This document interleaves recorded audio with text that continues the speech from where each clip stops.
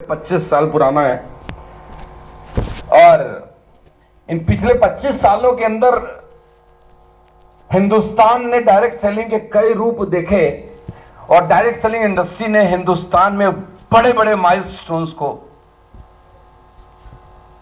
बनाया, क्रिएट किया। Direct selling industry एक ऐसी इंडस्ट्री है मेरे दोस्त कि एक आम आदमी को खास बना देती है। हाँ या ना? एक जमीन पे रेंगते हुए इंसान को आसमान के बुलंदियों पे लेके जाती है। एक आदमी साइकिल में चल रहा होता है, उसको 50-60 लाख रुपए की कार में लेकर आती है। यस और नो? जब मैं पहली बार जितेश अग्रवाल जी से मिला था, मुझे याद है दिल्ली के अंदर वो रजौरी गार्डन मेट्रो स्टेशन के नीचे शायद ये बाइक पे आए थे मुझसे मिलने के लिए। तब जितेश ने नहीं सोचा था कि मैं क्रेटा कार में चलूंगा। जब मैं पहली बार अजीत चौधरी से मिला था, उस साइकिल से मुझसे मिलने के लिए आए थे। मैं जितेश के पास तब स्विफ्ट गाड़ी हुआ करती थी और मैं, प्रवीण जी और जितेश राज धनवार में पहली बार तीनों एक साथ आए थे जितेश जी की टीम को ग्रो कराने के लिए। और वहां पे एक व्यक्ति से मुलाकात हुई जो साइकिल से मिलने के लिए आया था और उसने कभी नहीं सोचा होगा कि साइकिल पर चलने वाला आदमी जिसका घर का छत टपकता था जब वो सोता था तो वो ऑडी में चलेगा।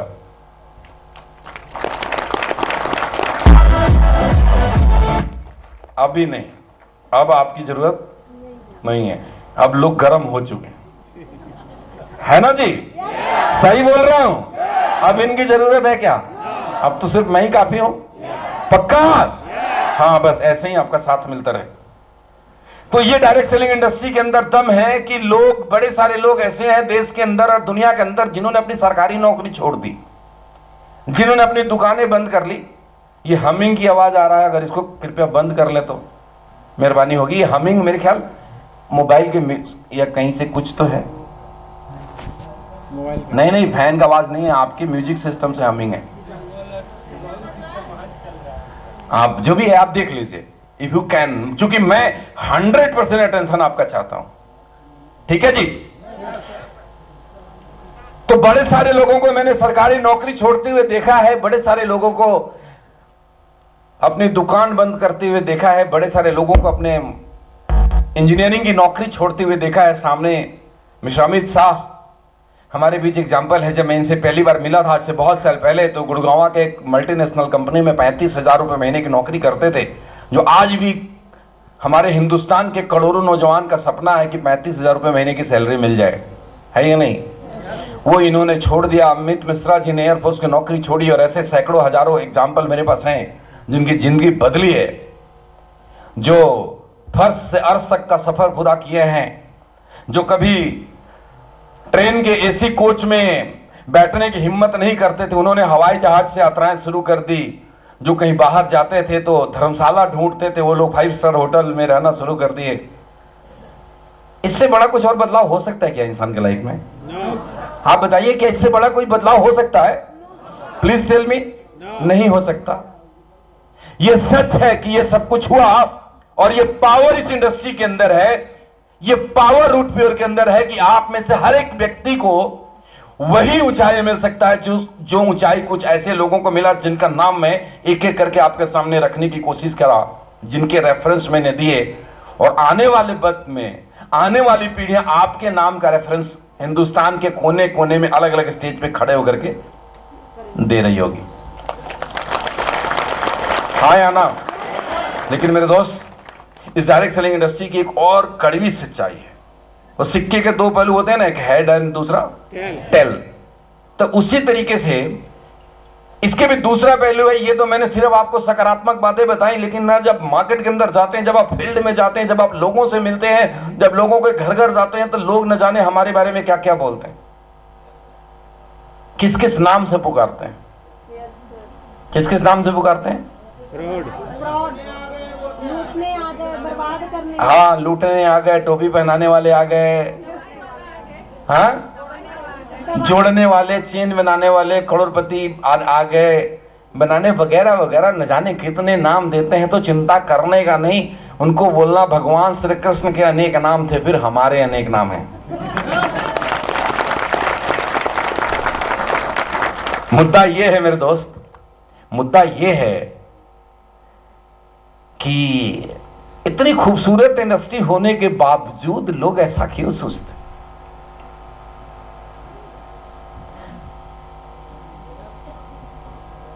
अगर ये हमिंग बंद हो जाएगी तो और मजा आएगा, नहीं बंद होगी तो बोल दो, मैं उस पर ध्यान नहीं दूंगा। और बंद हो जाएगी तो मैं थोड़ा अच्छे से बात करूंगा, और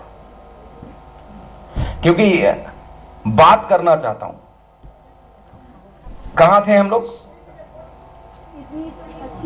इतनी अच्छी चीज होने के बावजूद भी, इतने सारे एग्जाम्पल होने के बावजूद भी, इतने सारे माइलस्टोन क्रिएट होने के बावजूद भी, इतने सारे इतिहास रचे जाने के बावजूद भी, अरे मैं 1000 से ज्यादा ऐसे लोगों को जानता हूं जिनके पास कुछ भी नहीं था और डायरेक्ट सेलिंग इंडस्ट्री के बदौलत जिन्होंने 50 लाख से ऊपर की कारें खरीदी है।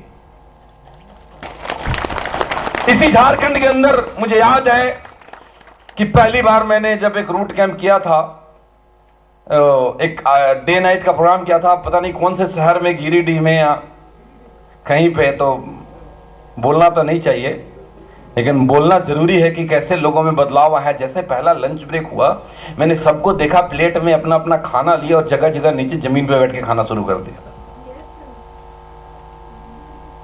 और उन लोगों को 5 स्टार पर लेकर के गए, और उन लोगों में गाड़ियों की लाइन लगी। और आज झारखंड के अंदर 1000 लोग ऐसे होंगे जो कम से कम डायरेक्ट सेलिंग की बदौलत से कभी साइकिल में थे, आज कार मेंटेन करते हैं। अब फिर सवाल में अपने पुराने मुद्दे पे आता हूं। मुद्दा मेरा ये है कि इतना सब कुछ होने के बावजूद हमारे को इतनी गालियां क्यों मिलती है साहब? क्योंकि हम लोग पैसा कमाने को बताते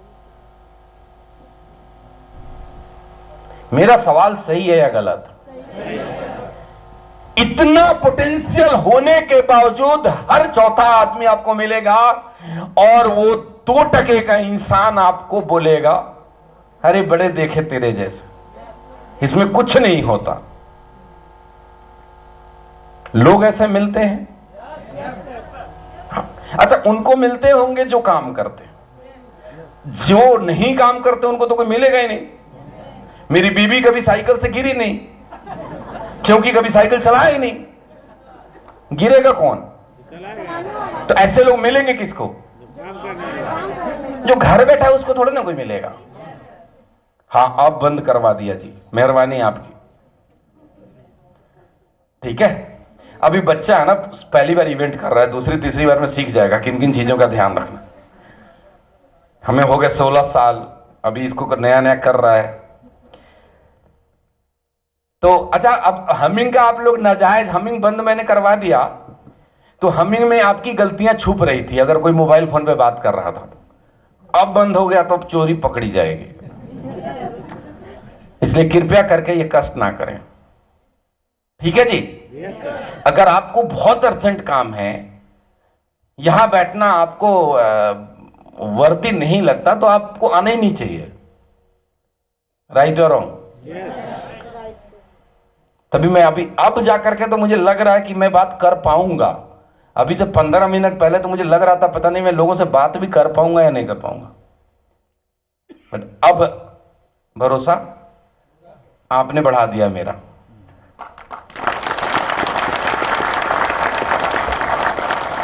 तो मेरे दोस्त, मुद्दा यह है कि इतना शानदार होने के बावजूद भी हर चौथा आदमी बोलता है इससे कुछ नहीं होता, क्योंकि मैं सिर्फ कामयाब लोगों की बात कर रहा हूं।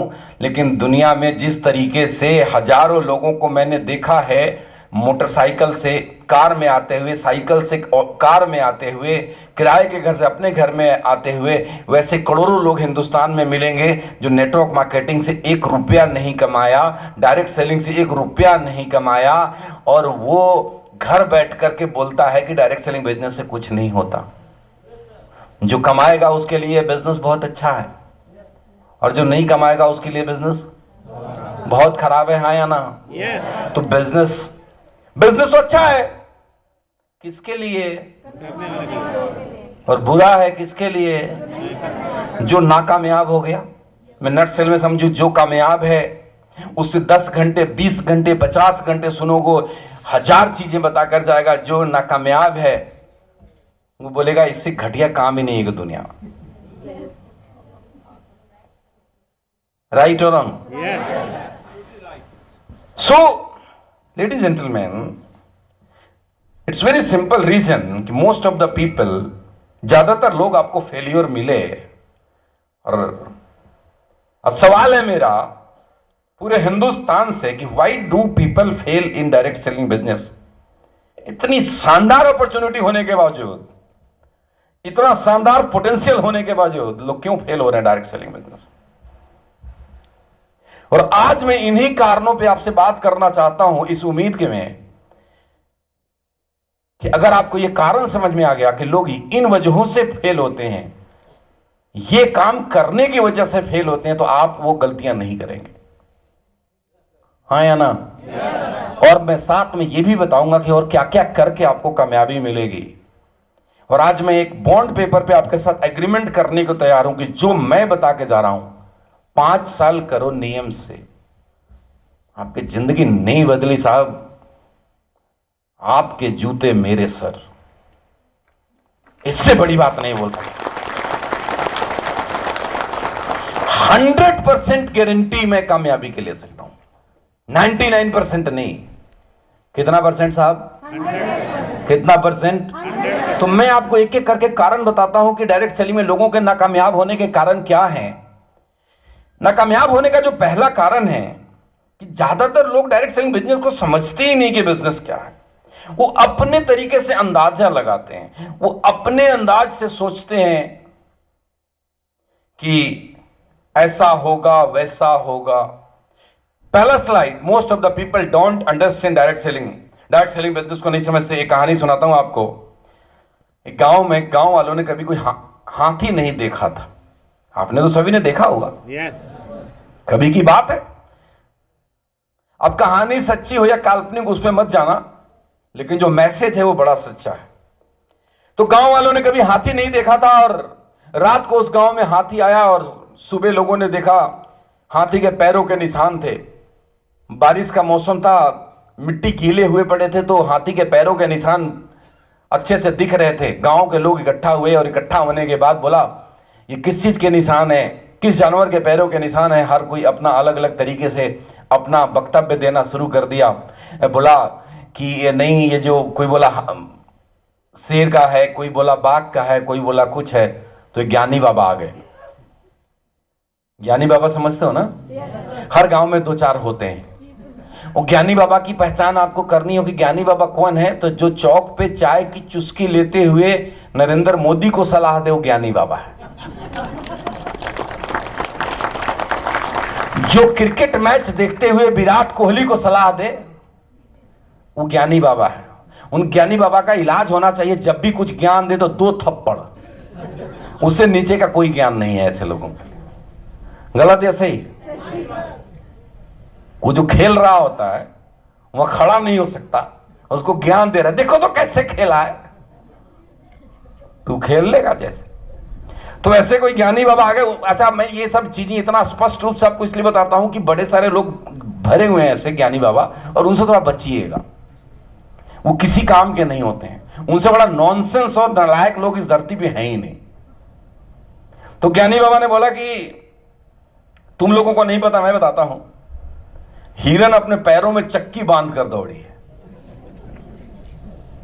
समझ गए मेरी बात? ऐसे ही लोग से भरी पड़ी है ये दुनिया जो डायरेक्ट सेलिंग के बारे में अपने अपने ओपिनियन देता है। लोग नहीं समझते ये बिजनेस क्या है। ज्यादातर लोग ये समझते हैं कि या तो ये स्कीम है या ये स्कैम है। People treat like scheme and scam.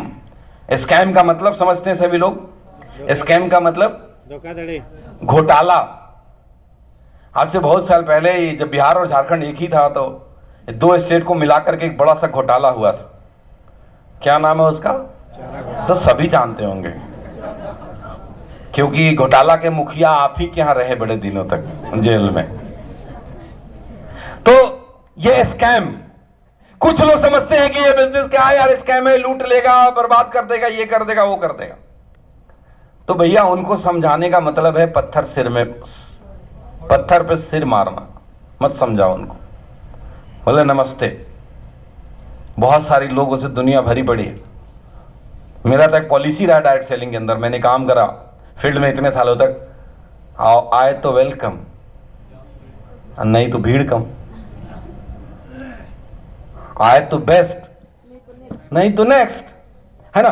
तो एक तो वो लोग हैं, उनका कोई इलाज नहीं। अच्छा, दूसरी जो लोग स्कीम समझते हैं, उसमें यहां बैठे बड़े सारे लोग होंगे जो बिजनेस के अंदर तो आ जाते हैं, लेकिन कोई बड़ा विजन लेकर के नहीं आते, उसको एक स्कीम की तरीके से ट्रीट करते हैं। वो सोचते हैं कि चलो मैं कुछ काम करता हूं, जितना पैसा मैंने लगाया कम से कम चलो उतना तो आ जाए, चल मैं 2-4 हजार रुपए तो और कमा लूं पार्ट टाइम के अंदर, 10-15 हजार तो कमा लूं। और जो लोग इसके लिए आएंगे वो जिंदगी में कभी भी कामयाब नहीं होंगे, मैं आपको बता देता हूं।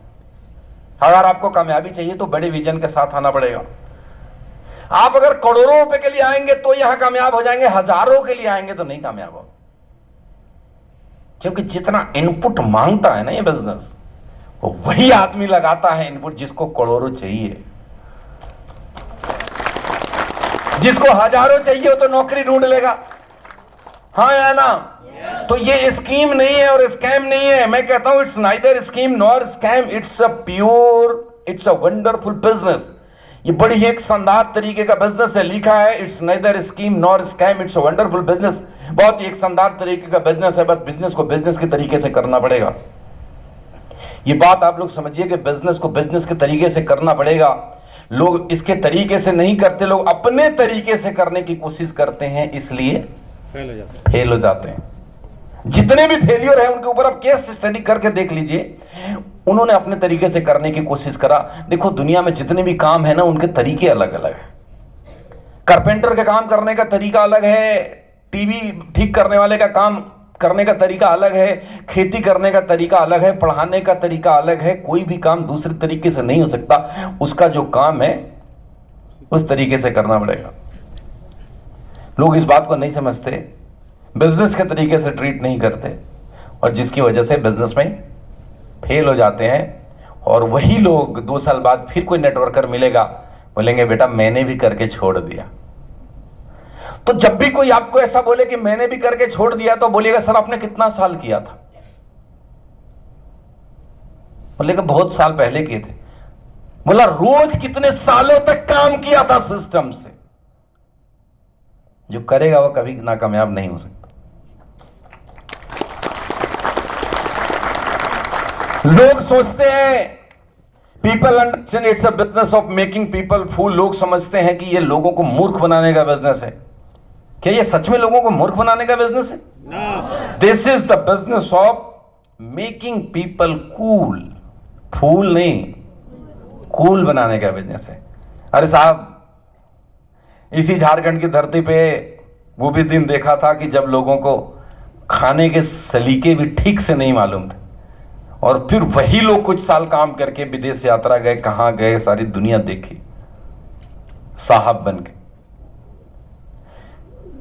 मुझे अच्छे से याद है, मैं ऐसे बड़े सारे लोगों को जानता हूं कि जो कभी गमछा रख के कंधे पे आते थे और आज कोट टाई पहन करके बात करते हैं तो लगता है कि कोई बड़ा किसी यूनिवर्सिटी का प्रोफेसर बात कर रहा है। मजहर खान जी हैं हमारे नेटवर्क के अंदर, मोटर मैकेनिक हुआ करते थे। मजहर खान की पर्सनालिटी जब अब देखोगे और बात सुनोगे आपको लगेगा क्या हो गया साहब, इतना बड़ा बदलाव दुनिया में कहीं और नहीं हो सकता। गलत है सही?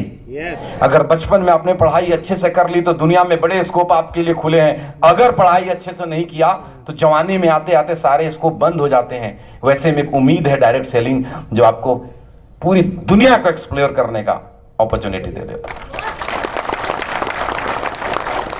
तो बड़ा ही शानदार बिजनेस है, ये लोगों को अपग्रेड करता है। लोगों की एक और गलतफहमी है, लोग सोचते हैं कि ये लो क्लास लोगों का बिजनेस है। अच्छा, ये वैसे लोग बोलेंगे खास करके जिनकी नौकरी में मॉडरेट लोगों से सैलरी थोड़ी अच्छी है, जिसको 30,000, 40,000, 50,000 रुपए की सैलरी है, और उससे जाकर के बात करोगे तो बोलेगा मेरे स्टेटस को सूट नहीं करता है।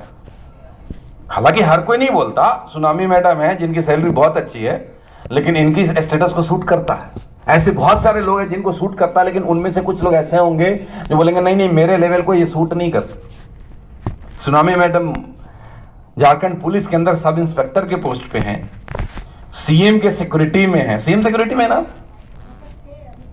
अभी ट्रांसफर हो गया। बहुत कुछ है अच्छा होने के बावजूद इन्होंने किया क्योंकि वो दुनिया को समझती हैं और इन्होंने इस बात को समझा कि मैं जिस सरकारी नौकरी में हूं वो कुएं का मेढक बन के रह जाएंगे। गलत है सही? एक आदमी, एक चीज बताता हूं आपको, मैं अपना लाइफ का इंसिडेंट, बुरा मत मानिएगा। एक आदमी मेरे को मिला, उसकी सैलरी थी करीब 45,000 रुपए। बोला ईश्वर का दिया हुआ मेरा सब कुछ। मैंने बोला अच्छा, जब ईश्वर का दिया सब कुछ है तो नौकरी क्यों करते हो? गलत बोला या सही बोला? अरे ईश्वर का दिया सब कुछ है तो 100-200 लोगों को नौकरी पे रख लो ना, तब मानो। और जिसके पास सब कुछ होगा वो किसी की नौकरी करने जाएगा? नौकरी करने वही जाएगा जिसको जरूरत है। किसी बड़े बिजनेसमैन का बेटा नौकरी करने के लिए नहीं जाता। गलत या सही? बिजनेसमैन का बेटा तो फिर बिजनेस ही करेगा ना साहब। उसके खून में आ गया है 100 लोगों को, 200 लोगों को, 500 लोगों को नौकरी पे रखने का। वो बोलता है तो समझ में आता है। एक नौकरी करने वाला आदमी अगर ऐसे बोलता है तो मुझे समझ में नहीं आता। फिर मुझे पता क्या लगता है कि गलती इसकी नहीं है, कुएं का मेढक बना हुआ है। क्योंकि जिस समाज में रहता है वहां पे लोग भूखमरी के शिकार हो रहे हैं और ये बुलेट पे चल रहा है, तो कैसे इंसान को इंसान समझेगा? इसको लेकर दिल्ली बंबई जाओ तो समझ में आ जाएगा कि कितनी गहरे पानी में खड़ा है ये। आज से 17-18 साल पहले की बात बताता हूं। मेरे कजन ब्रदर है, कॉन्ट्रैक्टर हैं बड़े लेवल के। तो 17-18 साल पहले दिल्ली में कुछ परचेजिंग करने गए। कोई स्कूल का कॉन्ट्रैक्ट था, सप्लाई देने थे उनको। वो ब्लैक बोर्ड कोई कैलेंडर टाइप पहले लटकाते थे, तो बल्क में उनको कुछ परचेजिंग करना था। करोल बाग के एक सप्लायर के पास गए। मुझे अच्छे से याद है, मैं भी उनके साथ गया था। इनको 3-3.5 लाख रुपए की शॉपिंग करनी थी। बिहार से आए थे, 3.5 लाख रुपए कैश रख करके। आज से 17-18 साल पहले, तो समझेंगे ना कि बड़ा आदमी हूं।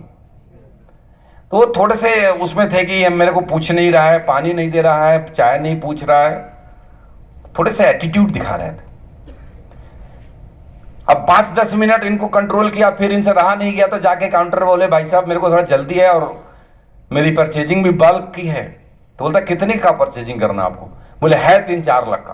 बोला 1 घंटे बाद आपका नंबर आएगा, भी 20 लाख से ऊपर वाले का चल रहा है।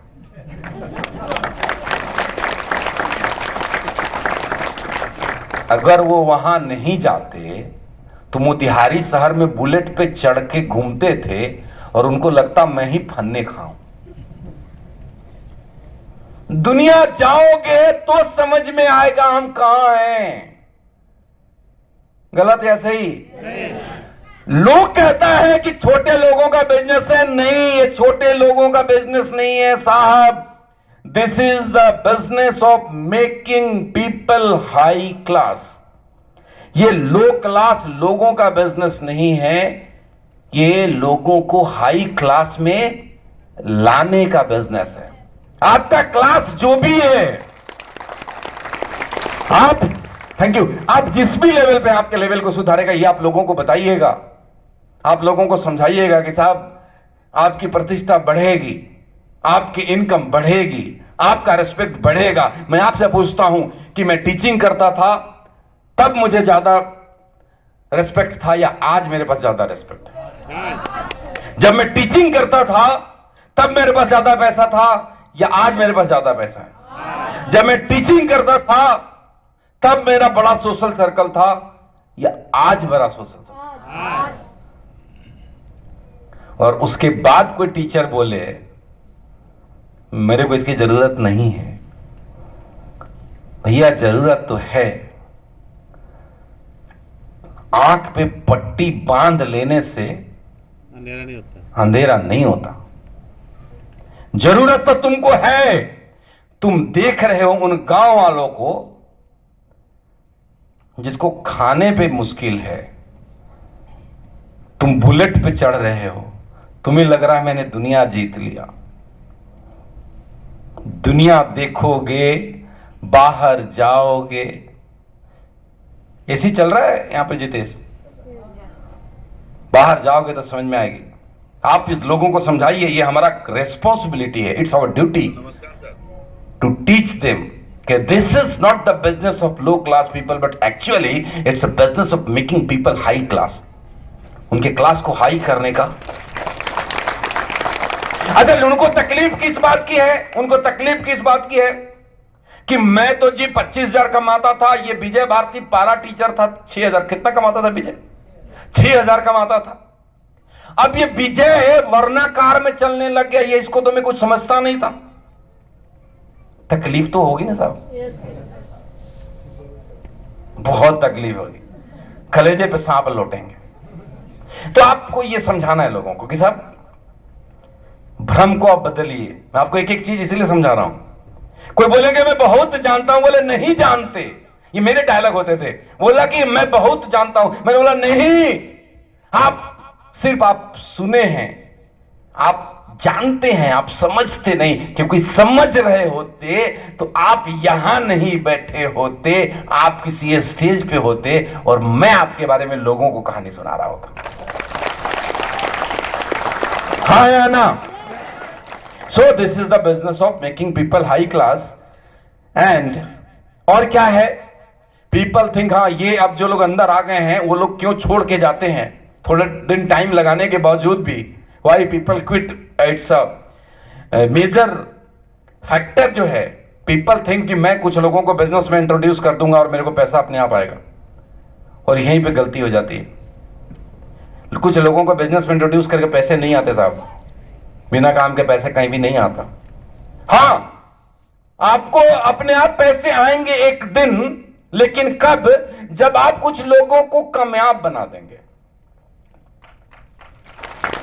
क्या कहता है स्लाइड में कि but actually you have to make few people successful. हां, आपको एक दिन आएगा। अभी अमित मिश्रा जी की बात कर रहे थे कि 40 दिन की छुट्टी पे चले गए थे घूमने के लिए, क्योंकि उन्होंने अपने लोगों को कामयाबी की तरफ लेकर के आए।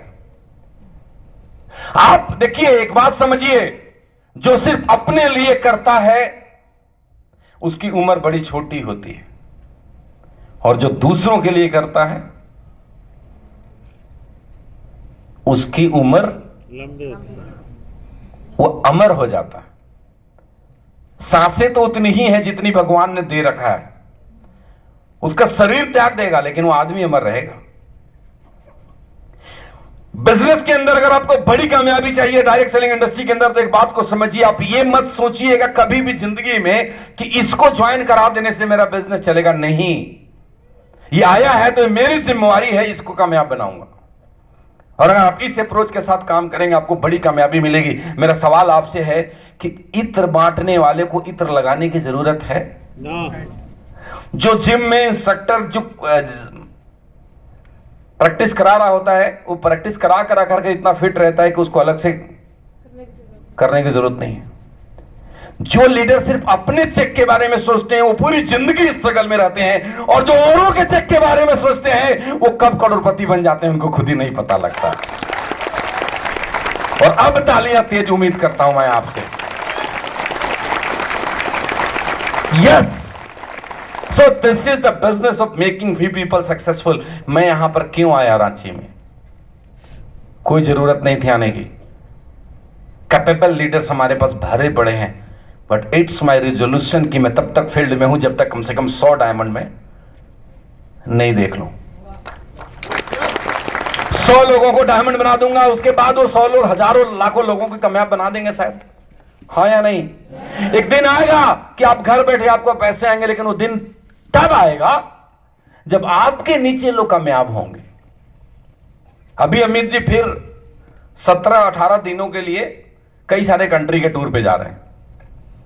आपके पास भी टाइम होगा, आप घूमते रहोगे और आपके अकाउंट में हर थर्सडे को टक से पैसे आ जाएंगे। कितना मजा आता है सुबह थर्सडे को जब एसएमएस आता है तो चेहरे पे लगता होगा कि आहा हा, नूर आ गया।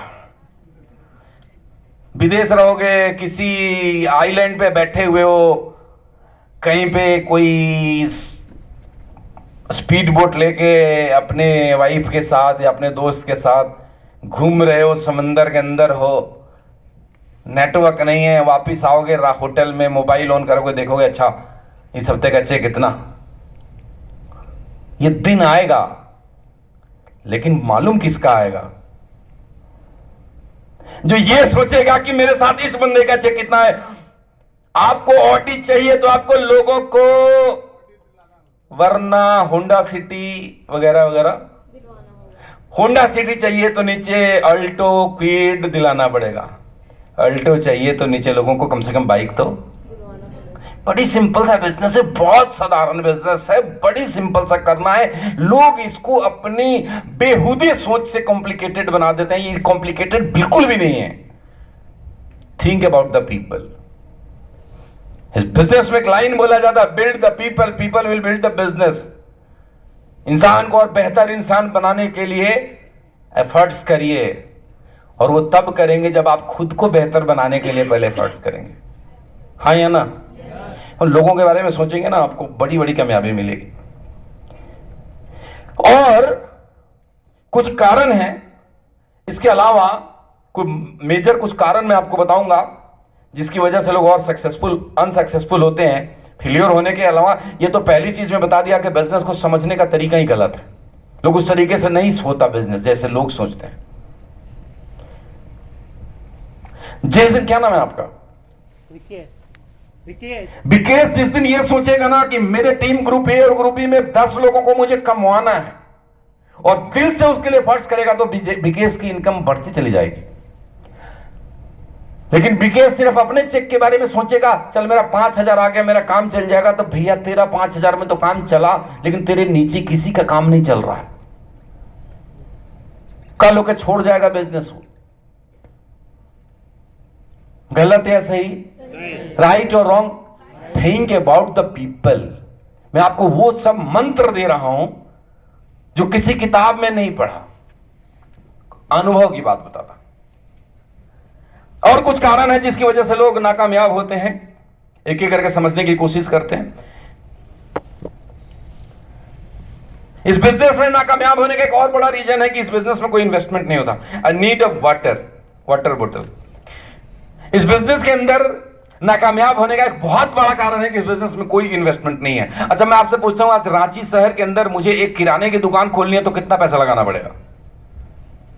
5 लाख मिनिमम। 5 लाख। 5 लाख वाला जमाना चला गया। आज तो 1.5-2 लाख रुपया कारपेंटर लेके चला जाएगा सिर्फ आपको काउंटर बनाने। काउंटर और रैक रूक बनाने के लिए। 40-50 हजार रुपए का कंप्यूटर प्रिंटर लगाओगे, है कि नहीं? सामान रखोगे।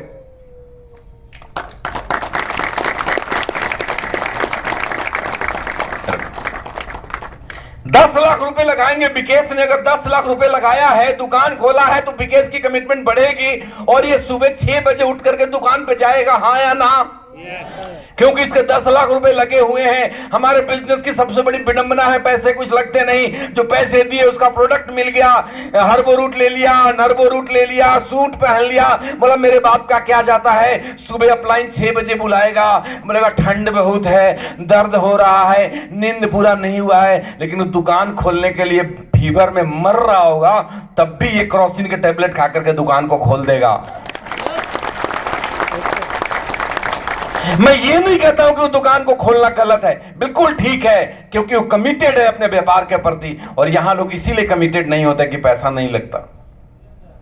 मैं तो कहता हूं कि सरकार को एक नियम बना देना चाहिए कि 10 लाख रुपए पहले डिपॉजिट करा दो, डायमंड बनोगे तो वापसी मिलेगा,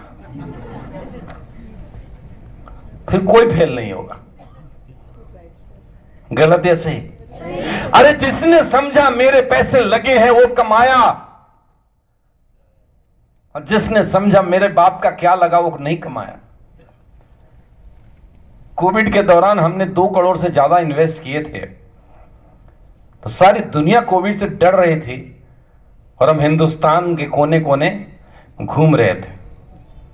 एक कंपनी बनी लॉकडाउन के अंदर।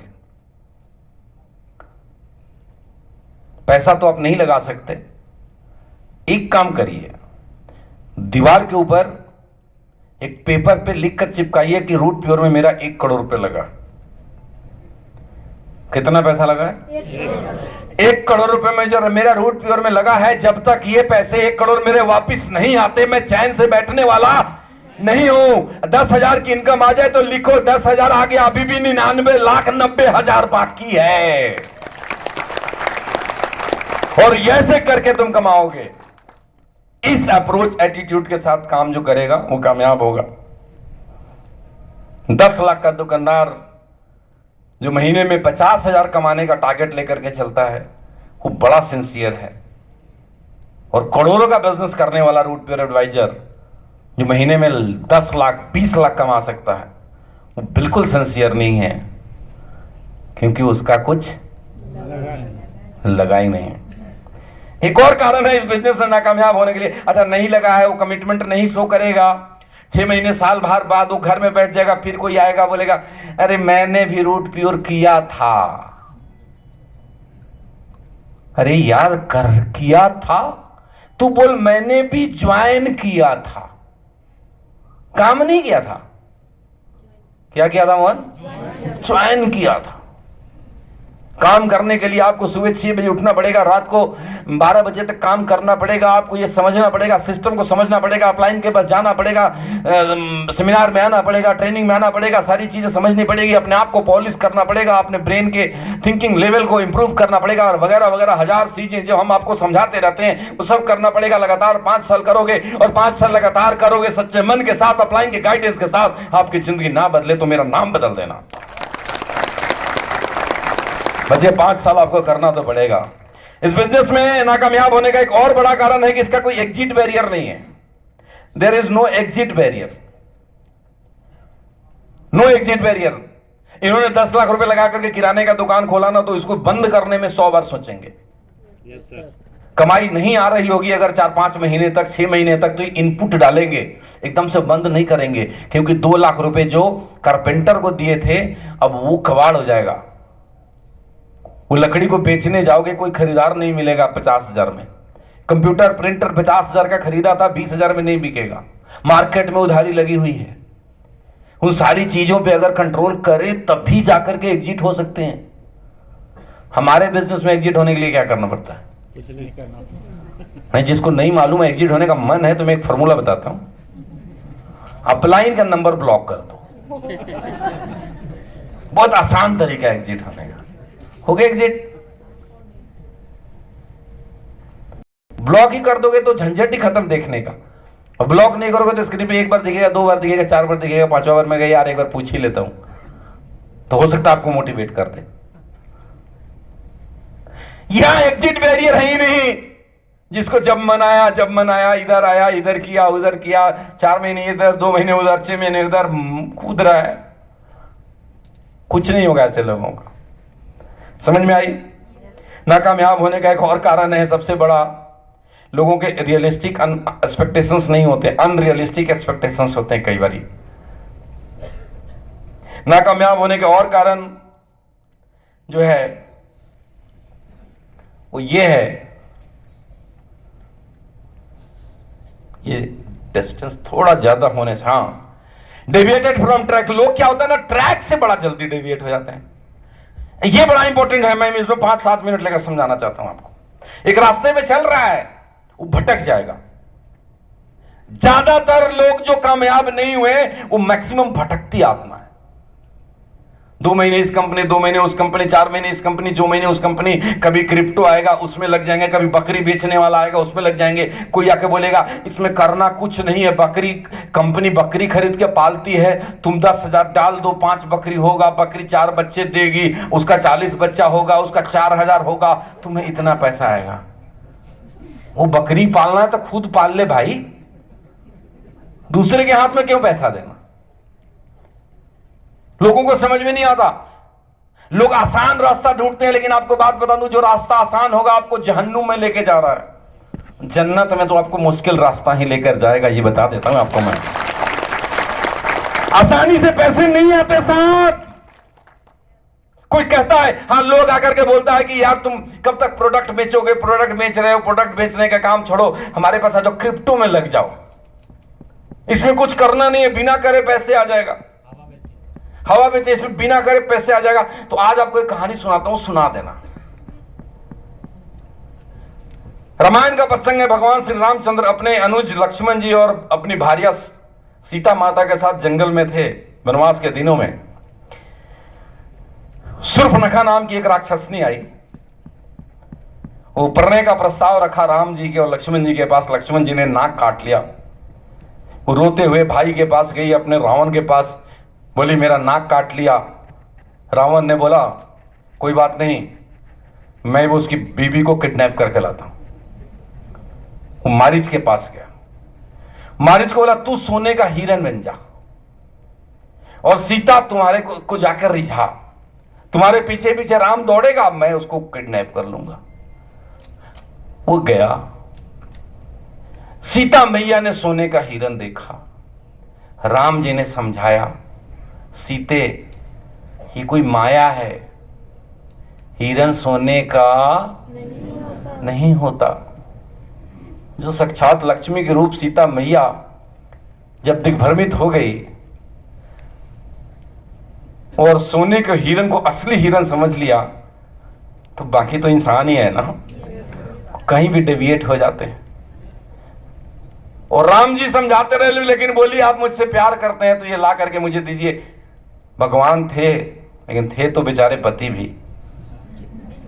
अब पति तो फिर पति ही है, अब वो तो जाएगा। अब वो चले गए उस हिरन के पीछे। उसके बाद की कहानी आपको मालूम है कितना बड़ा तांडव हुआ। मैं उस कहानी में नहीं जाना चाहता। मैं कहना यह चाहता हूं कि सीता मैया ने को ये बात समझना चाहिए था कि हिरन सोने का नहीं होता। कोई आपको बोलेगा बिना किए पैसा मिलेगा, बोलना आ गया मारीच सोने का हिरन बन के। उसको समझ ही नहीं आएगा आदमी बोल क्या रहा है, गलत है सही। बोला आ गया मारीच सोने का हिरन। बेटा पहले मैं भी समझता, लेकिन सुबोध सर समझा के गए हैं कि हिरन सोने का बिना किए पैसे। अगर कोई बोलता है आपको नन वर्किंग इनकम आएगा, दुनिया का सबसे बड़ा फ्रॉड है। इससे बड़ा फ्रॉड दुनिया में कुछ हो ही नहीं सकता। अच्छा ये अब लोग कूद करके चले जाते हैं। एक अंग्रेज ने बोला कि हिंदुस्तान में बेवकूफ बनाने वाले लोगों की कमी है, बनने वालों की कमी नहीं। एक कंपनी थी फ्यूचर मेकर, अगर आपको याद हो तो। ये झारखंड में कोई बैंक में एम्प्लॉय हो, उनसे पूछिएगा, करोड़ों करोड़ हर ब्रांच में रोज जमा होते थे। लोग घर बेच बेच कर लगा दिया। बोला क्यों? इतने पैसे लगा दो, इतने आते रहेंगे महीने का। हो भाई किधर से आएंगे? मालिक दर्जी होता। अरे कुछ भी रहा हो, वो अपने ठगने का काम सही कर रहा था। अक्ल तुम्हें तो होनी चाहिए, पैसे आएंगे किधर से समझो तो सही एक बार। गलत या सही? अरे लुधियाना में कंपनी थी भाई साहब, ये मैं आपको कहानी नहीं बता रहा हूं, सच्ची घटना बता रहा हूं। बोला आज पैसे जमा कराओ, कल डबल ले जाओ। एक आदमी गया, हिम्मत करके 5,000 का जुआ खेला, अगले दिन गया 10,000 उसको मिल गए। गांव भर में बोला 5 का 10 मिल गए। लाइन लंबी होने लग गई, लोग पैसा जमा कराने लग गए। बाद में जमा कराने वाला खिड़की बढ़ गया और देने वाला खिड़की एक ही रहा। समझे? वो देने वाला खिड़की एक ही रहा। तो जो पैसे एक दिन बाद डबल होकर मिलते थे, फिर 3 दिन, फिर 7 दिन, फिर ऐसे होने लग गया। एक दिन भीड़ गई लाइन लगने के लिए, तो ना वहां कोई कंप्यूटर था और ना वहां कोई स्टाफ था। गलती किसकी?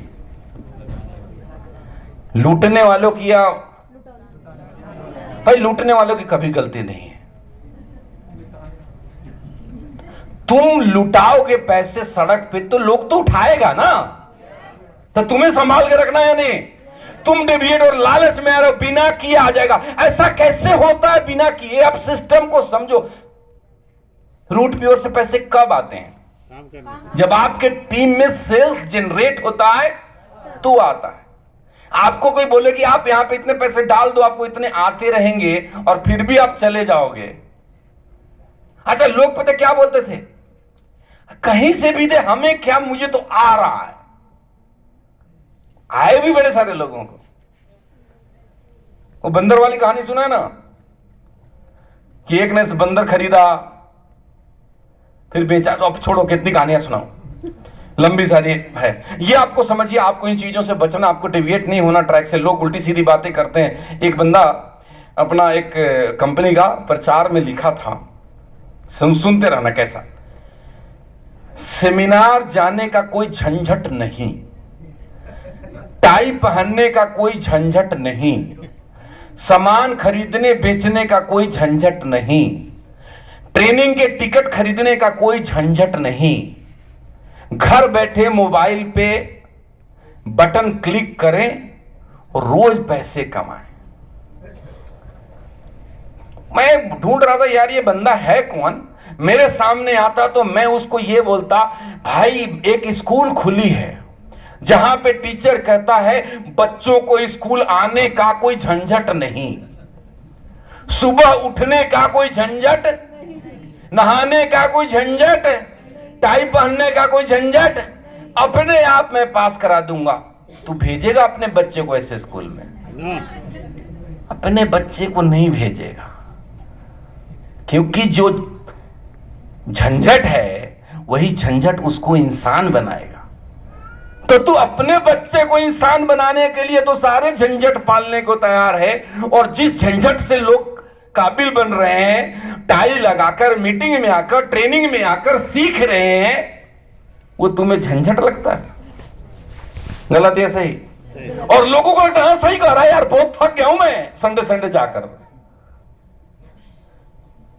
तुम्हारा बच्चा बोल दे मैं नहीं जा रहा स्कूल, थक गया हूं मैं 2 साल से जाकर, मानोगे इस बात को? समझा के थप्पड़ मार के चॉकलेट देकर भेजते हो या नहीं भेजते, मुझे जवाब दीजिए। क्यों? उसको अच्छा इंसान बनाना है, आगे उसकी किस्मत वो जो बने, लेकिन आप अपना कोशिश करते हैं ना कि उसको अच्छा इंसान बनाना है, रोज भेजते हैं।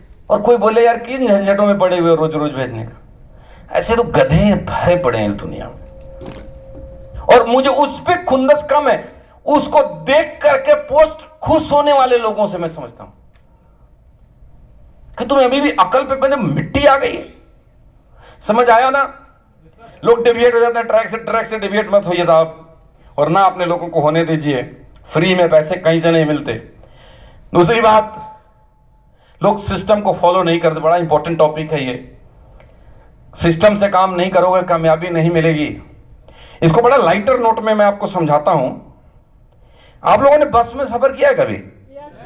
कितने लोगों ने किया? अच्छा, बाकी लोगों ने नहीं किया है, जिन्होंने हाथ नहीं खड़े करे एक बार दोबारा बताएं। अच्छा, सबने किया। ऐसे सवाल मैं बीच बीच में पूछता हूं, पता क्यों? कि आप मुझे सुन रहे हैं या मोबाइल देख रहे हैं। सुन रहे होंगे तो इमीडिएट हाथ आपका ऊपर आएगा। अच्छा, एक और सवाल, बस में सफर किया है तो कभी ऐसा हुआ है कि बस पंचर हो गया और लोग बाहर इकट्ठा हो गए और खलासी उसका टायर बदल रहा है? Yes sir. तो खलासी क्या करता है, एक रिंच डालता है उसके टायर के नट को खोलने के लिए, और वो रिंच में फिर लोहे का रॉड डालता है और उसके ऊपर खड़ा हो जाता है। यस। और वो नट खुल जाता है। अच्छा, वो रॉड डाल के उस पर खड़ा क्यों होता है? प्रेशर दबा के। तो हाथ से क्यों नहीं खोल रहा हूं से? वो रिंच लेके ऐसे क्यों नहीं खोल रहा है? कार का तो खुल जाता है, कार पे भी कभी कभी खड़ा होना पड़ता है।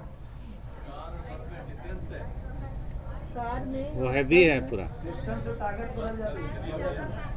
सिस्टम। अब आप सही जगह पे आ गए हैं।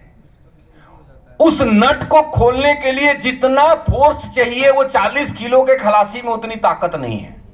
वो खाली हो तो शायद हाथ से ही खोल दे। गलत है सही? मतलब ये इसको ताकत चाहिए ज्यादा, इस आदमी में ताकत है कम। तो अब ताकत बढ़ेगा कैसे? तो सिस्टम से बढ़ेगा। फिजिक्स में जाओगे तो मैं पढ़ाता था बच्चों को, torque force into perpendicular distance, उसकी लंबाई बढ़ा दोगे तो कम ताकत लगाना पड़ेगा। वो 40 किलो का आदमी यहां खड़ा हो जाएगा तो खली के बराबर काम कर गया। This is system. सिस्टम क्या करता है, इसको अंग्रेजी में डिफाइन करो तो system reduce human efforts and increase result. Human efforts को कम कर देता है और आपके रिजल्ट को बढ़ा देता है। हैंड पंप का हैंडल जितना बड़ा होगा, पानी एक छोटा बच्चा भी निकाल लेगा। हैंडल छोटा होगा तो बच्चा नहीं निकाल पाएगा। और आप कितने बड़े पहलवान हो और बोले कि नहीं ऊपर जो वाशर वाला हैंडल है उसको ऐसे हाथ से खींच के पानी निकालो, तो मुश्किल आएगी नहीं आएगी? यहां भी सिस्टम ने क्या किया, ह्यूमन एफर्ट्स को बढ़ा दिया तो इसका कम रिड्यूस किया। कम एफर्ट्स हमें लगाना पड़ रहा है और रिजल्ट को बढ़ा दिया। This is system. एक सबसे बेहतरीन और आखिरी एग्जांपल आपको समझाता हूं, तालियां उस समय बजाइएगा अच्छे से, ये सब कुछ सटीक आएगी समझ। आप लोगों ने कभी रिवॉल्वर की गोली देखा हुआ है? यस राइफल की 303 की। उस गोली के अंदर कितनी ताकत है? कुछ भी नहीं। उस गोली के अंदर इतनी ताकत है कि एक इंसान को हत्या कर सकता है, उसका जान ले लेगा। साहब मोहन शर्मा की अभिनव से लड़ाई हो गई, ये सोच लिया नहीं अभिनव को तो खत्म ही करना है, तो मैंने इसको गोली दे दी, ले जा, एक ही गोली में काम हो जाएगा अभिनव का। और ये गोली लेकर के जाके अभिनव को मार रहा है, उसके सिर पर फेंक फेंक फेंक फेंक, अभिनव का कुछ होगा? रुमाल में रख के मार रहे तब भी कुछ होगा? लेकिन उसी गोली को मोहन शर्मा अगर एक रिवॉल्वर के अंदर डालेगा, इधर लगाएगा, ट्रिगर दबाएगा। भैया कहने का मेरा मतलब यह है, आप लोग इस बात को समझिए, गोली के अंदर पावर है इंसान की जान लेने की, लेकिन वो पावरफुल तभी है जब बंदूक से होकर के निकलेगा। सिस्टम से उसी तरीके से आपके अंदर पावर है डायमंड बनने का, वो तभी बनोगे जब सिस्टम से होकर निकलोगे। समझ नहीं आया तो तालियां ऐसे बजेंगी, अच्छी बजेंगी, जोरदार या नहीं? Are you getting? गोली फेंक फेंक करके कुछ नहीं होगा, क्योंकि वो सिस्टम से नहीं चल रहा है। सिस्टम से चलेगा तो पावरफुल बन जाएगा। हम सब उस गोली की तरह हैं और सिस्टम एक बंदूक की तरह है। सिस्टम से होकर चलोगे डायमंड बन के निकलोगे, और सिस्टम से नहीं चलोगे फिर क्या होगा? कोयला भी नहीं बनोगे, पूरे जिंदगी भटकते रह जाओगे, और 2 साल 3 साल बाद बोलोगे मैंने भी किया था। ओ भाई क्या क्या किया था, मेरे को जरा हिसाब बताएगा? तू करता क्या था? तेरी डायरी जरा निकाल के बता, सुबह से शाम तक तूने कितना कितना काम किया, कितने तुमने वीडियो देखे, कितने तुमने ट्रेनिंग ली है, कितना तूने अपलाइन को बात किया है, तू कितना झूठ बोला है कि सच बोला है, तू फील्ड में प्लान देने जाता था या गर्लफ्रेंड को घुमाने जाता था, ये सारा हिसाब तो ईमानदारी से दो। गलत है? सही? सिस्टम को फॉलो करिए। अब सिस्टम क्या है आपके मन में आ रहा होगा कि भैया यहां क्या सिस्टम है? सिस्टम यही है कि कामयाब लोगों ने, अनुभवी लोगों ने कुछ चीजें कर दिया है कि ये नहीं करना है और ये नहीं करना है, ये करके बिजनेस बढ़ेगा और ये करके बिजनेस घटेगा, तो आपको उसको फॉलो करना है। अब आपका दिमाग नहीं लगाना। कई सारे ऐसे हीरो निकल के आते बोले मुझे अपना सिस्टम बनाना है, तो एक लीडर मेरे को मिला, बोला मुझे अपना सिस्टम बनाना है। मैंने बोला अच्छा ठीक है तू बना लेना अपना सिस्टम, लेकिन एक काम कर, ये लाइट जो जल रहा है थॉमस एडिसन ने बनाया था, पहले लाइट तू अपने लिए खुद बना, सिस्टम बाद में बनाना है। दम तेरे में। थॉमस एडिसन ने बिजली बनाया, बल्ब बनाया, आगे के वैज्ञानिकों ने फिर उसमें एलईडी बना दिया, ये बना दिया, वो बना दिया, इंप्रूव करा, ट्यूबलाइट बनाया, ऐसे करा वैसे करा। तो आगे चलना, जो यात्रा हमारे पूर्वजों ने पूरा कर लिया, उस पे तुम्हें चलने की दोबारा जरूरत ही नहीं है ना, उसमें दिमाग नहीं लगाने का। Very simple ladies and gentleman, follow the system and system is what you are applying, whatever says this is the system. जो आपका एक कोच है, जो आपका गाइड है, जो आपको समझाता है, वही सिस्टम है। उस पर चलेंगे आपको कामयाबी मिलेगी, नहीं चलेंगे भटकते रह जाएंगे, जैसे सालों तक आपको रास्ता नहीं मिलेगा। Are you getting? यस समझ आया? यस आगे बढ़े। उसके बाद कहता है लोग कमाना तो चाहते हैं लेकिन सीखना नहीं चाहते। People want to earn but don't want to learn. एक बात ध्यान रखिएगा, बिना सीखे पैसा नहीं आता। बचपन में मैंने संस्कृत का एक श्लोक पढ़ा था, विद्या ददाति विनयम विनयम ददाति पात्रतम पात्रत्वा धर्मापनोति धना धर्म ततः सुखम। मतलब समझ आ गया सभी को? विद्या से विनम्रता आती है, विनम्रता से पात्रता, जब पात्रता होगा तो धन आएगी, और धन आएगा तो धर्म के काम करो, उससे सुख की अनुभूति होगी। ऐसा शास्त्रों में वर्णित है। मैं पूरे श्लोक पे नहीं जाता, मैं 2 चीजों को पकड़ के आपको समझाने की कोशिश करता हूं। पात्रता आएगी तो धन आएगा, ठीक है ना, पीछे आगे का मैंने छोड़ दिया। धन आएगा, धन के बाद तुम धर्म करो या कुकर्म करो, ये तुम्हारी मर्जी है, लेकिन धन आने का रास्ता वही है कि पात्रता होनी चाहिए। अब ये पात्रता क्या है? पात्र समझते हैं ना, बर्तन, कटोरी एक पात्र है जिसमें कुछ रखा जा सके, वही पात्र है। गिलास एक पात्र है, बाल्टी एक, ड्रम एक। बाहर में बड़ी तेज बारिश हो रही है और आप एक गिलास रखोगे तो आपके घर में मैक्सिमम कितना पानी आएगा? बाल्टी रखोगे तो, थोड़ा तेज बोलो यार, बाल्टी रखोगे तो, और ड्रम रखोगे तो पूरा ड्रम भर के आएगा। मतलब साफ हो गया कि पात्र जितना बड़ा होगा संग्रह उतना ज्यादा होगा। वैसे ही जिस इंसान की पात्रता जितनी ज्यादा होगी उतना धन ज्यादा कमाएगा। पात्रता किधर है? इधर है। इधर जितना बढ़ेगा, एक बात आपको मैं बताता हूं बड़े पते की, एक आदमी अगर 5,000 कमाता है तो 5,000 के लायक है, 10,000 कमाता है तो 10,000 के लायक है, 1 लाख कमाता है तो 1 लाख के लायक है, 10 लाख कमाता है तो 10 लाख के लायक है।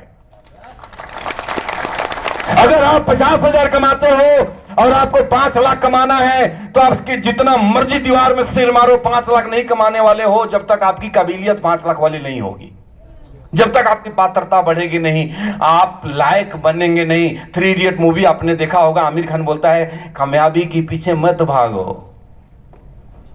किसके पीछे भागो? नॉलेज के पीछे, काबिलियत के पीछे भागो। काबिल बनोगे तो कामयाबी झक मार के तुम्हारे पीछे आएगी, हाँ या ना? साहब, धन आ ही नहीं सकता जब तक आपकी पात्रता नहीं बढ़ेगी। कोई बोलेगा वो लुटेरा है, क्रिमिनल है, उसको बस बड़ा धन आ गया। यार उस लूटने भी एक पात्रता ही है। हिम्मत चाहिए ना गोली चलाने की, गला दबाने की, जेल जाने की, पुलिस सेंटर खाने की, बट वो मत करिए।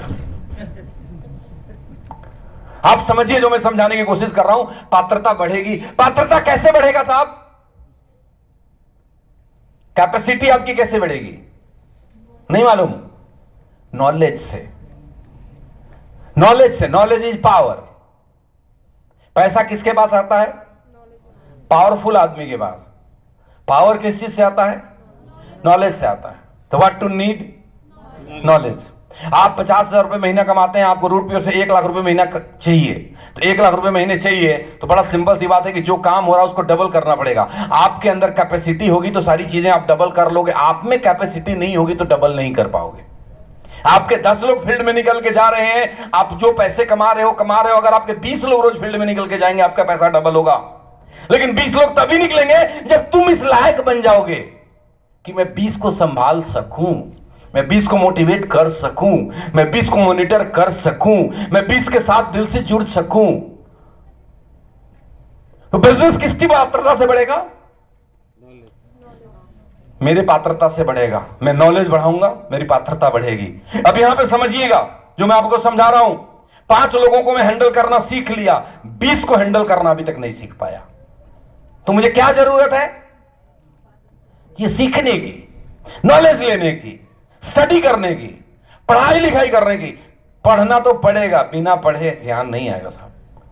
Got it? यहां पे आपको बड़े सारे लोग समझाने के लिए हैं, बताने के लिए हैं, बस आप उसको समझिए।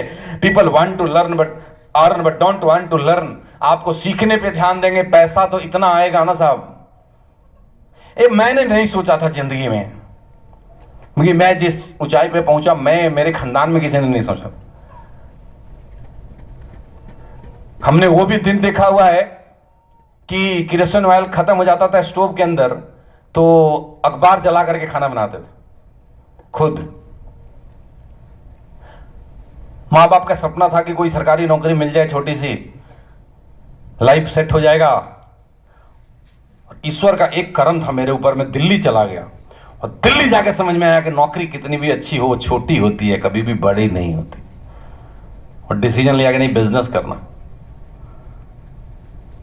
Got it? पात्रता को आपको बढ़ाइए, तब जाकर के आपको पैसा मिलेगा। नहीं बढ़ाएंगे नहीं मिलेगा। बड़ी सिंपल सी बात है, आपको बढ़ाना ही पड़ेगा। लोग क्या करते हैं? अपने आप को बदलते नहीं है। Is there any problem? Don't ready to change their self. लोग अपने आप को बदलने की कोशिश नहीं करते। आपको बदलना पड़ेगा। आज से सालों पहले जब महात्मा गांधी ने भारत में अंग्रेजों के खिलाफ आजादी की लड़ाई छेड़ी थी, उससे पहले वो पेशे से वकील होते थे और हमारी तरह कोट पैंट टाई पहनते थे। और उसको उतार करके जला दिया, जलाया ना, और एक धोती पहन लिए, अर्धनग्न फकीर बोला जाता है उनको। क्यों, क्या जरूरत थी उनको अपने कोट पैंट उतार कर धोती पहनने की? गिव मी आंसर, जवाब दो। किसी को नहीं समझ में आ रहा।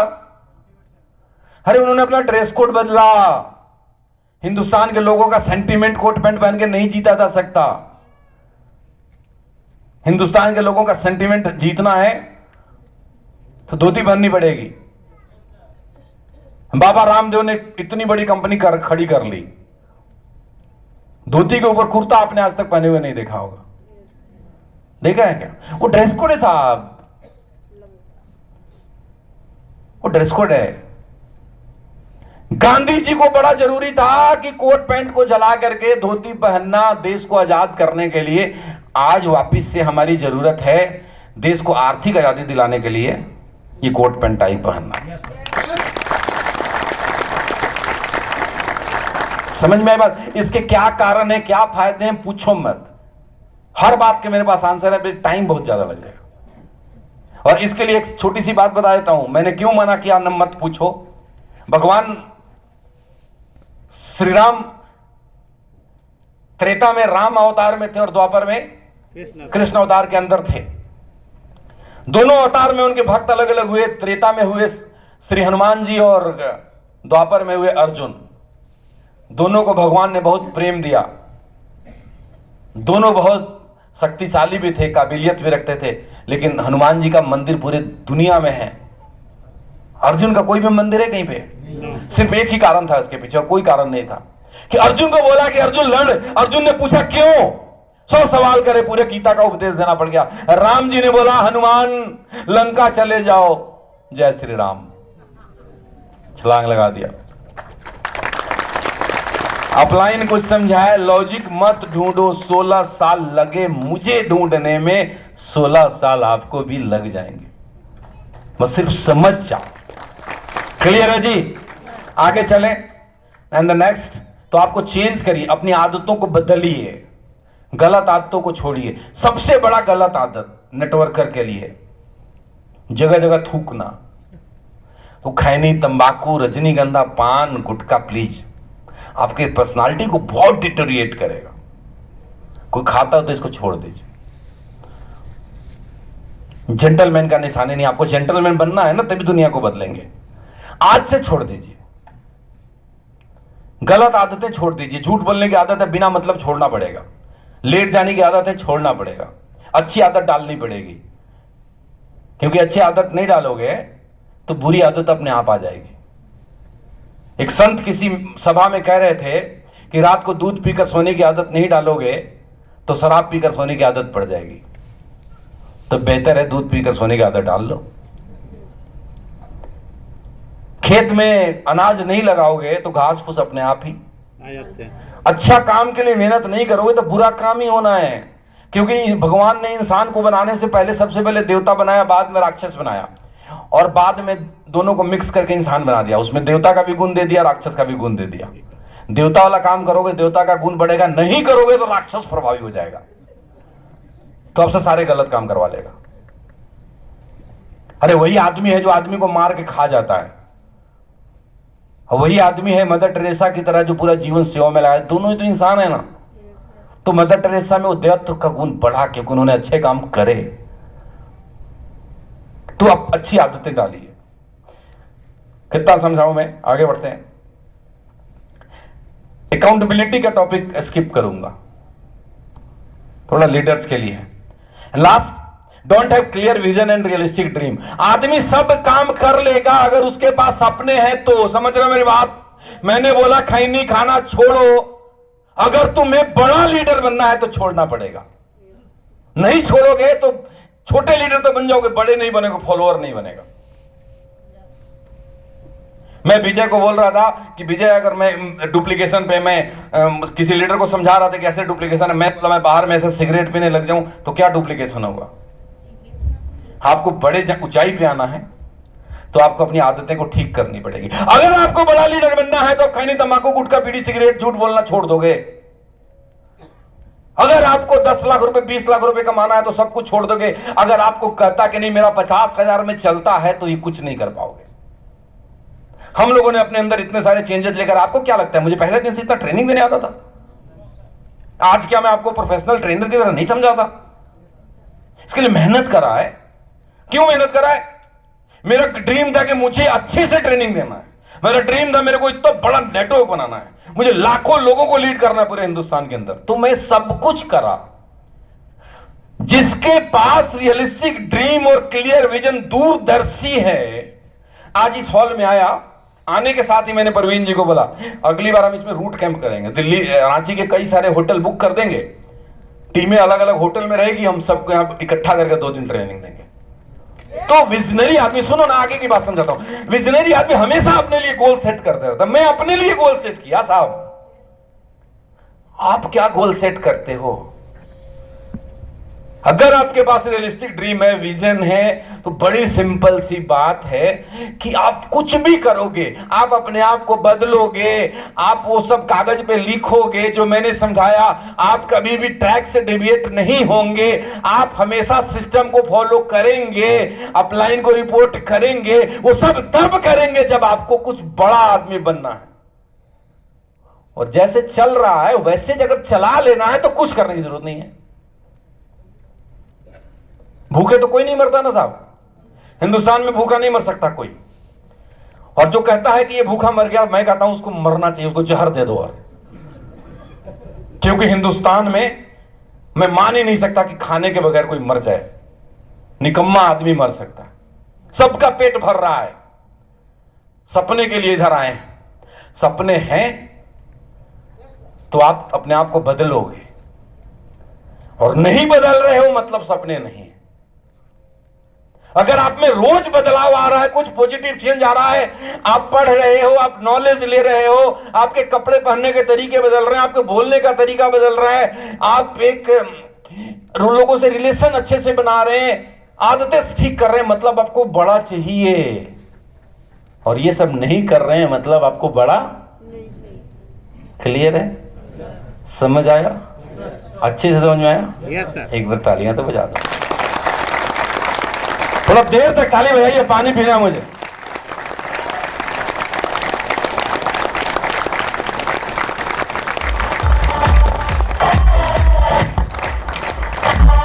Thank you.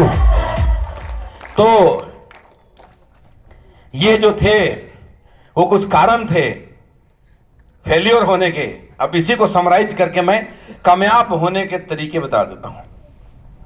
Things to do to be successful. वो काम जो आपको करना है कामयाब बनने के लिए, वो क्या काम करना है? सबसे पहला काम, इस 1000 लोग, 600 लोग जो इस हॉल में बैठे हैं, 700 लोग, उनको एक ही काम बोलूंगा। पूछता हूं आपको, कामयाबी चाहिए? गर्दन नहीं हिलाना, तेज आवाज में बोलना। कामयाबी चाहिए? दुनिया घूमना है? एक कोटेशन मैंने कहीं पढ़ा था, मेरे को फॉरेन कंट्री घूमने का बड़ा शौक है, बहुत कंट्री गया भी हूं और फिर जा रहा हूं। तो किसी ने लिखा था बड़ी खूबसूरत line, cover the earth before earth cover you. नहीं समझे? Cover the earth before earth cover you.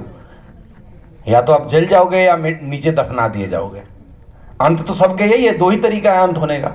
मछली को तो कोई खिलाएगा नहीं, तो अर्थ कवर करे उससे पहले इस अर्थ को।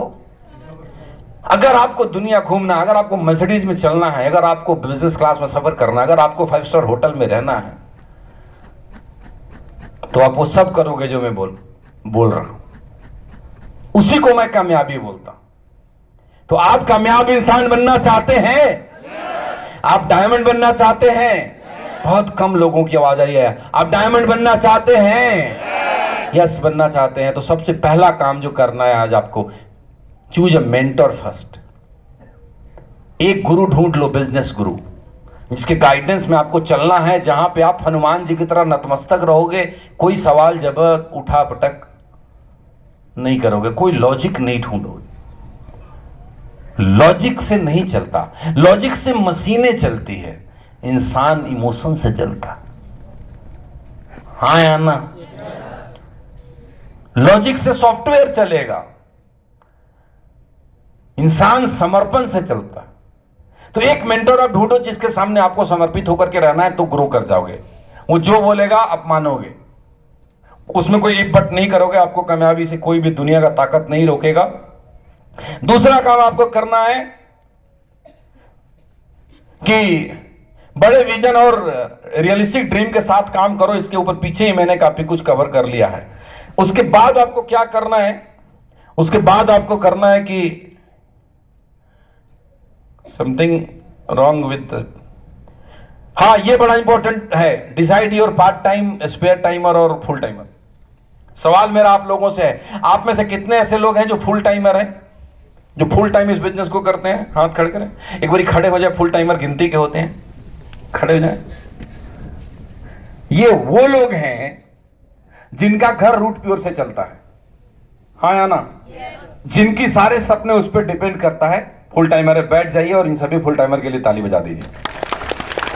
अब बाकी जितने भी बच गए मेरे हिसाब से पार्ट टाइमर हैं, और 90% लोग पार्ट टाइम में इस बिजनेस को करते हैं। कोई बुराई नहीं है, पार्ट टाइम करना चाहिए। मैं भी कभी पार्ट टाइमर था, लेकिन पार्ट टाइमर हो तो पार्ट टाइमर की तरह करो। फुल टाइमर का काम है 10 से 12 घंटे मिनिमम काम करना है। पार्ट टाइमर का मतलब है 4 घंटे रोज काम करना है। अगर आप 4 घंटे रोज काम नहीं करते तो आप पार्ट टाइमर नहीं हो, आप पार्ट टाइमर के नाम पे स्पेयर टाइमर हो। जब दिल आया कर लिया, अपलाइन जबरदस्ती बुलाया तो आ गए। 4 दिन किया, 6 दिन घर में बैठे रहे। दिल पे हाथ रख के बोलिएगा, जो भी ऐसे लोग, कितने लोग हैं जो ऐसे इस हॉल में बैठे हैं और उस सभी के सभी स्पेयर टाइमर हैं। वो कहते थे हैं कि मैं पार्ट टाइमर हूं, लेकिन नहीं है मेरे दोस्त पार्ट टाइमर। और स्पेयर टाइमर मालूम कैसे होते हैं? जब गाय या भैंस से दूध निकालोगे आप, बाल्टी में झाग बन जाता है दूध के ऊपर।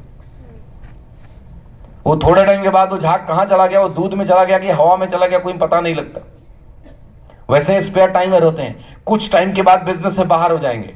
क्यों बाहर हुए उनको पता नहीं, मुझे पता है, क्योंकि वो स्पेयर टाइमर थे। रूटीन से काम को नहीं करते थे, रोजाना काम को नहीं करते थे। तो आज अभी सभी सीनियर लीडर को मेरा एक मैसेज है कि ये 600 और 700 लोग जो इस हॉल में बैठे हैं, सबको पार्ट टाइमर बना लीजिए। फुल टाइम बनाने के लिए किसी को फोर्स नहीं करना पड़ता, फुल टाइम तो अपने आप आते हैं। अमित शाह फुल टाइमर है, लेकिन मैंने पार्ट टाइमर बनने के लिए फोर्स करा था। कभी नहीं बोला कि नौकरी छोड़ दो, नौकरी तो खुद ही छोड़ा। पार्ट टाइमर का मतलब पार्ट टाइमर, ठीक है जी? वादा करते हैं आज से कितने लोग पार्ट टाइम में 4 घंटे रोज काम करेंगे? बहुत सारे लोग तो नहीं करूंगा अभी भी। आपकी जिंदगी बदल जाएगी साहब, मैं लिख कर देता हूं इस पर।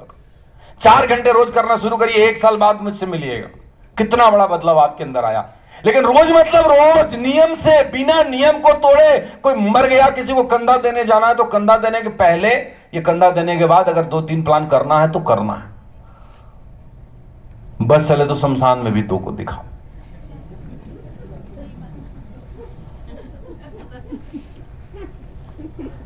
समझ आया मेरा बात या नहीं? तो पार्ट टाइमर आप हैं तो पार्ट टाइमर हो जाए, स्पेयर टाइमर का नहीं। तो लोग क्या है, लोग करते स्पेयर टाइम में हैं और बोलते हैं अपने आप को पार्ट टाइमर है, और इस वजह से नाकामयाब हो जाते हैं। तो आप डिसाइड करिए आज से, अगर आप पार्ट टाइमर है, मैंने क्या बताया 2 काम। पहला काम, मेंटर ढूंढिए कि किसके गाइडेंस में मैं काम कर रहा हूं। दूसरा काम, पार्ट टाइम का टाइम डिसाइड करिए कि मैं शाम को 4 बजे से लेकर रात को 9 बजे तक करूंगा, या शाम को 6 बजे से लेकर रात को 11 बजे तक करूंगा, या सुबह 6 बजे से लेकर सुबह 10 बजे तक करूंगा, शाम को 6 बजे से रात को 10 बजे तक करूंगा। ये मेरा टाइमिंग है। बाकी मैं अपना नौकरी या अपना व्यापार या अपना दुकान या अपनी खेती जो करता हूं करूंगा। ऐसा कभी नहीं करना है कि 5 दिन काम से छुट्टी हो जाना है। 5 दिन छुट्टी कर लिया रूट प्योर में, मतलब आप 6 महीने पीछे चले गए। 10 दिन छुट्टी कर लिया, 1 साल पीछे चले गए। 1 महीना छुट्टी कर लिया, 3 साल पीछे चले गए। लिखा लो मेरे से। समझ आ रही है? पार्ट टाइम में होंगे सभी लोग, होंगे होंगे। और आप लोगों को मैं ये समझाना चाहता हूं कि इनको पार्ट टाइम बना लीजिए, इन पे नजर रखिए। इनको यहां बिठाना आपका मकसद नहीं है, इनको सिखाना आपका मकसद है, इनको कमवाना आपका मकसद है, इनकी जिंदगी को बनाना आपका मकसद है। हाँ या ना? उसके लिए आपको इनपुट डालना पड़ेगा। ये आपका फोन नहीं उठाएंगे, आपको घर जाना है। ये आपसे रूठ जाएंगे, आपको फिर मनाना है। ये आपसे मिलना नहीं चाहेंगे, आपको फिर भी मिलना है। ये आपका बात नहीं सुन, ये आप पे गुस्सा करेंगे, आपको फिर भी मुस्कुराना है। ये बदतमीजी से बात करेंगे, आपको बड़े हंसकर बात करना। ईसा मसीह ने लिखा है, ईर्ष्या को ईर्ष्या से नहीं प्रेम से दबाया जा सकता। नफरत करने वाले कितना भी नफरत कर ले, मोहब्बत को नहीं हरा सकते। आप कंसर्न हो जाइए। आप यहां पे बिठाए हैं ताकि इनको कुछ ज्ञान मिले, और मैं अपने इतने सालों के अनुभव पे ज्ञान देने की कोशिश किया। अब इंप्लीमेंट आपको करवाना है, और ये दो चीजें अभी निकलने से पहले हो जाना चाहिए कि आपका कोच कौन है जिसको आप रिपोर्ट करेंगे, और आपका पार्ट टाइम का टाइमिंग क्या है। हो सकता है? पक्का? मुश्किल है, थोड़ा सा मुश्किल होगा, लेकिन मुश्किल काम करके ही कामयाबी मिलती है ना दोस्त। आसान काम करके कामयाबी नहीं मिलते। आगे बढ़े तो आपको ये डिसाइड कर लीजिए, आप पार्ट टाइमर हैं या एस्पेयर टाइमर है। फुल टाइमर को तो पता ही है। नेक्स्ट जो आपको क्या करना है, वो करना ये है, फोकस ऑन लर्निंग, सीखने पे ऊपर कोशिश करिए। क्या सीखना है साहब? हर वो काम जो अपलाइन बताता है सीखना है। अगर आपके गेस्ट सेमिनार में नहीं आते, मतलब आपको इनविटेशन ठीक से नहीं आता। इनविटेशन सीखना है। आपको प्लान देना ठीक से नहीं आता, तो आपको प्लान देना ठीक से सीखना है। आपके फॉलोअप पे रिजल्ट नहीं आते, मतलब फॉलोअप ठीक से करना है। देखो ये तो बात पक्के है ना कि बिजनेस चलता है, लोग आते हैं, तभी 600 लोग बैठे हैं इधर।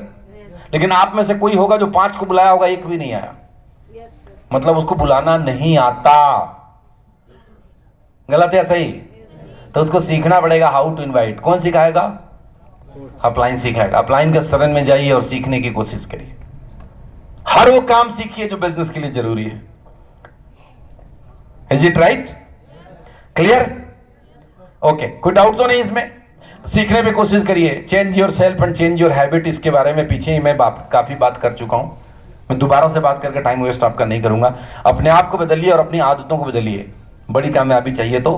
क्योंकि अपने आप को बदलाव नहीं करेंगे तो पात्रता नहीं बढ़ेगी। गेटिंग? पात्र छोटा रहेगा तो धन थोड़ा आएगा, पात्र बड़ा हो जाएगा तो धन ज्यादा आएगा।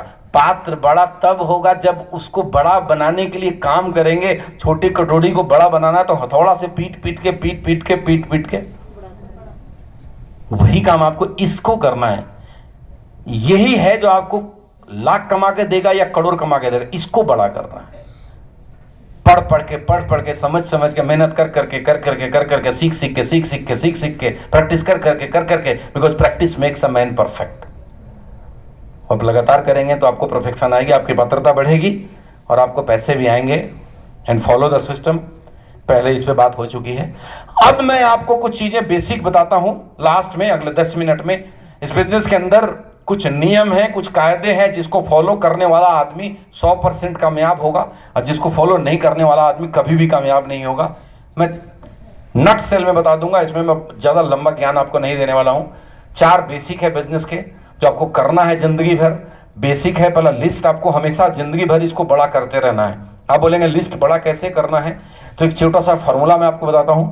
हम लोग साल में बड़े सारे ऐसे लोगों से मिलते हैं और कि भूल जाते हैं। आप जिससे भी मिलिए, कोई बस में साथ में ट्रेवल कर रहा है, ट्रेन में ट्रेवल कर रहा है, हाय हेलो कीजिए, उसका नंबर एक्सचेंज करिए, उसको डायरी में नाम में लिस्ट में ऐड करिए, उसको होली दिवाली विश करिए, न्यू ईयर विश करिए, उसका जन्मदिन विश करिए।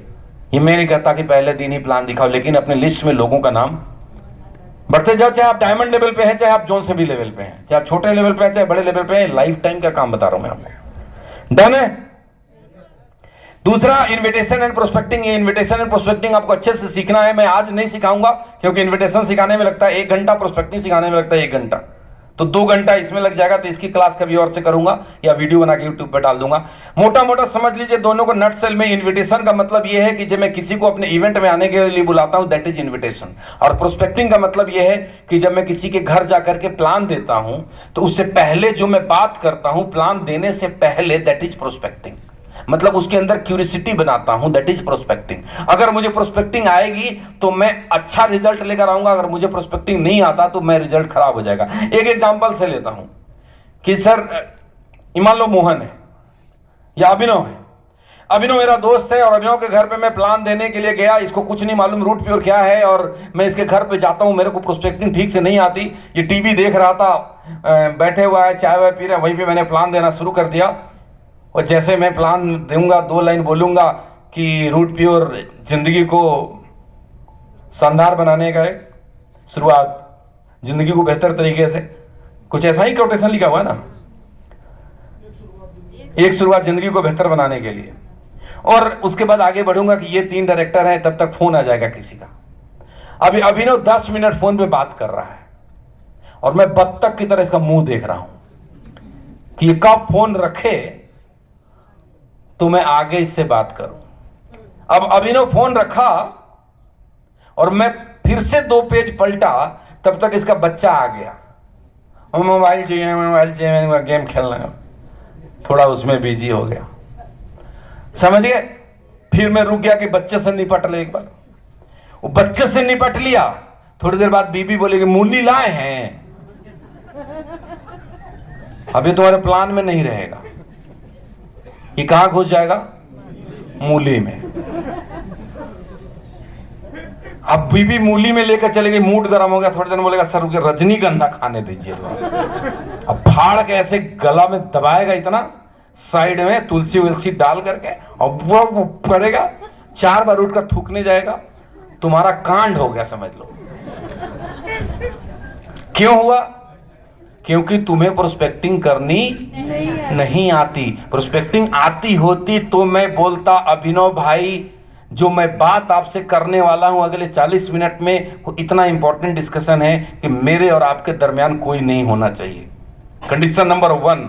कंडीशन नंबर 2 कि 40 मिनट आप मोबाइल फोन स्विच ऑफ करके रखेंगे। कंडीशन नंबर 3, भाभी और बच्चे को बोल दीजिए कि हमारे मीटिंग के दरमियान कोई भी नहीं आएगा, एक ऐसे कमरे में बैठते हैं जहां किसी का आना जाना नहीं हो। आपसे कोई मिलने वाला है तो भाभी जी को बोल दीजिए बिठा करके रखें, 1 घंटे बाद मिलेंगे। अगर आपकी 4 शर्तों को पूरी करते हैं तो आज मैं आपसे बात करूंगा, नहीं तो मैं फिर कभी और बात करूंगा।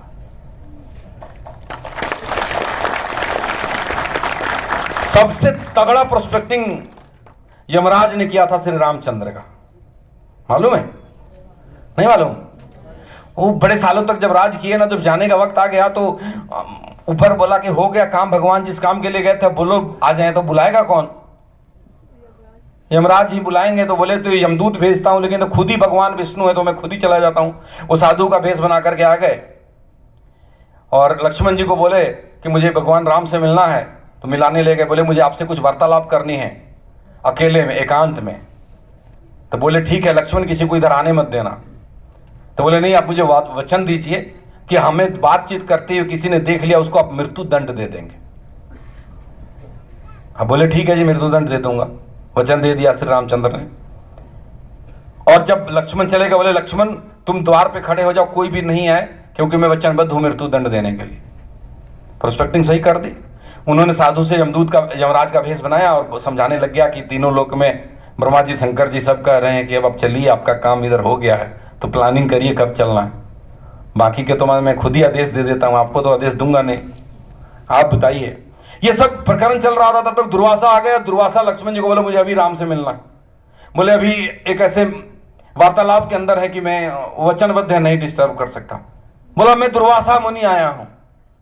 बोला प्रभु आप थोड़ी देर इंतजार कर लीजिए। कमंडल से ऐसे जल लिया, बोला अयोध्या को भस्म कर दूंगा। बोला नहीं नहीं, अभी बुलाता हूं। लक्ष्मण जी सोचे कि अयोध्या भस्म होने से अच्छा है एक मैं मर जाऊं, और अयोध्या बच गए और राम जी के पास चले गए। राम जी ने देख करके आश्चर्यचकित रह गए कि इसी को बोला था कि कोई ना आए, खुद ही आ गया। तो बड़ी बैठक हुई और बैठक में निर्णय लिया गया कि जो अपना सगा है उसको आप नगर मतलब देश से निकाला दे देते हैं, वो मृत्यु दंड के बराबर है। तो लक्ष्मण जी को नगर से बाहर निकाल दिया गया था। थोड़े टाइम बाद तो ये सब सतयुग में समाहित हो गए थे।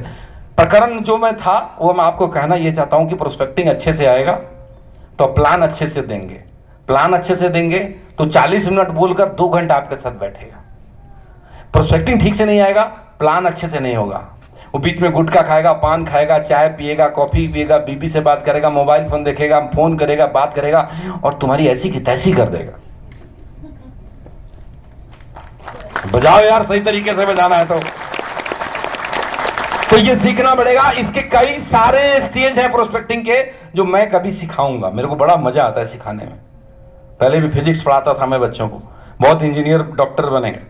अब मैं लोगों को करोड़पति बनाने का काम कर रहा हूं। तो आपको प्लान शो करना आना चाहिए, अच्छे से उसको सीखना पड़ेगा। फॉलो एंड फॉलो थ्रू एक सेपरेट चैप्टर है कि कैसे फॉलो करना, क्या क्या बात करनी है, कैसे चोर सिपाही का खेल खेलना है। जब किसी को प्लान देकर आ जाओगे, आपसे मिलना नहीं चाहेगा, आपका फोन बंद कर देगा, होता है ना, ब्लॉक लिस्ट में डाल देगा। फिर कैसे आपको जाना है पुलिस की तरह, रात में 2 बजे उसको छापा मारना है। वो चोर की तरह भागेगा, तुम्हें पुलिस की तरह उसके पीछे जाना, उसका एक पूरा प्रक्रिया है। उस प्रक्रिया को आप लाइन से समझिएगा, ठीक है जी। आगे बढ़े तो ये 4 बेसिक था। उसके बाद 7 कोर स्टेप है, 7 ऐसी चीजें हैं जिसको आपको लगातार रेगुलर करना है जिंदगी में। अगर ये नहीं करेंगे तो आपको कामयाबी नहीं मिलेगी। पहला, यूज द प्रोडक्ट डेली। अपने प्रोडक्ट का इस्तेमाल रोज करना है। नहीं करोगे, एक ही लाइन में समझ लो, डायमंड नहीं बनोगे, बड़ा बिजनेस नहीं होगा। लॉजिक मत पूछना, क्योंकि हनुमान जी की कहानी बता चुका हूं।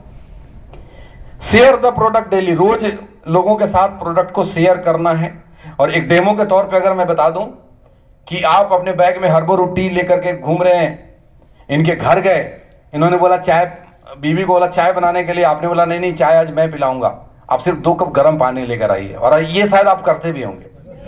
और 2 कप गर्म पानी लेकर आइए, आपने अपना चाय डाला और पिलाया, तो मैं दावे के साथ कहता हूं कि 1 डब्बा चाय अगर ऐसे पिला दिया लोगों को तो 40-50 चाय का ऑर्डर आपको आ जाता है ऐसा। तो आपको ऐसे सारे प्रोडक्ट का आपको शेयर करना है, जो वाटरलेस फेस वॉश है, जो अर्थरूट ऑयल है, जो छोटे छोटे प्रोडक्ट हैं जिसको आप कैरी कर सकते हैं। प्रोडक्ट शेयर करेंगे तो कन्विक्शन बढ़ेगा। और सेल्स के अंदर 90% कन्विक्शन, 10% कम्युनिकेशन होता है। ये भी एक अलग टॉपिक है। मेरा तो मन करता है मैं क्या क्या सिखा के चला जाऊं, लेकिन टाइम, समय बड़ा लिमिटेड है। तीसरा काम आपको करना है कि रोज किताब पढ़ना है। किताब पढ़ने बिना सोए नहीं है। अच्छी आदत नहीं डालोगे, बुरी आदत लग जाएगी। बोला था ना अभी, किताब पढ़ना अच्छी आदत है, इसको डालिए। कौन सी किताब पढ़नी है? तो जो आपके बिजनेस किट में जितनी चीजें हैं उसको 4 बार पढ़ना है, नोट्स बनाना है। नोट्स बनाने का मतलब ये कि जब विस्तार से मैं कुछ चीजों को पढ़ा और संक्षिप्त में उसको लिखता हूं, दैट इज कॉल्ड नोट्स। मैंने एक पैराग्राफ आपको 2 लाइन में लिख लिया, उसका सारांश, तो वो नोट्स है। जो मैं उस नोट्स को कभी भी पेज पलट कर देखूंगा तो मैं अपने आप को रिकॉल कर लूंगा। डन। ये काम आपको रोज करना है। और जब ये सारी पुस्तकें खत्म हो जाए तो मैं कुछ आपको किताब बता देता हूं। जीत आपकी एक शिव खेड़ा की किताब है, उसको आप जरूर पढ़िएगा। हिंदुस्तान नहीं, पूरी दुनिया के जितने भी नेटवर्क, जितनी भी कहानियां सुनाते हैं, सब उसी किताब से सुनाते हैं। तो आपके पास इतनी चीजें मिल जाएंगी जिसका कोई हिसाब नहीं है। ये करना है। उसके बाद आपको एक काम और करना है, आपको रात में वीडियो देख करके सोना है। वो फेसबुक के रील्स नहीं देखने, बिग बॉस नहीं देखने, फालतू के काम नहीं करना। ये वीडियो वॉच करना है, माइंड में अच्छी चीजें लेकर के सोना है, ताकि सुबह आप फ्रेश माइंड से आगे काम कर सकें। नेक्स्ट, ये चौथा है। 5वां, अटेंड ऑल इवेंट। सारे के सारे इवेंट्स को आपको अटेंड करना है, चाहे ग्रुप मीटिंग हो, चाहे जूम मीटिंग हो, चाहे वीकली सेमिनार हो, बेसिक ट्रेनिंग हो, ROS हो, रूट कैंप हो, LDP हो, सक्सेस डे हो, कुछ भी हो। डायरेक्ट सेलिंग में एक लाइन कहा जाता है कि जिस दिन कोई व्यक्ति इवेंट मिस कर रहा होता है, सच्ची मायने में उस दिन उसके सपनों की नीलामी हो रही होती। मेरा सवाल आपसे है कि जो बात आपको समझ में आया कि बाहर वाले को समझ में आएगा? जो सपने आपके बने के बाहर वाले के सपने बनेंगे? Not possible. कभी बड़ी मीटिंग में कुछ बातें समझ में आएगी, कभी छोटी मीटिंग में कुछ बातें समझ में आएगी। कभी हो सकता है कि मैं इतना चीज समझाऊं, आप स्किप कर जाए। कभी ये रोजल साहब कुछ आपको बोलेंगे तो वही आपको समझ में आ जाएगा। कई बार छोटे लीडर की बात इतनी इफेक्टिव हो जाती है कि बड़े बड़े लीडर नहीं कर पाते। इसलिए आपको रेगुलर करना है। जैसे रोज हम लोग नियम से सुबह उठकर फ्रेश होते हैं, ब्रश करते हैं, नहाते हैं, खाते हैं, वैसे ही रोज का काम बता रहा हूं आपको, बिना स्किप किए हुए।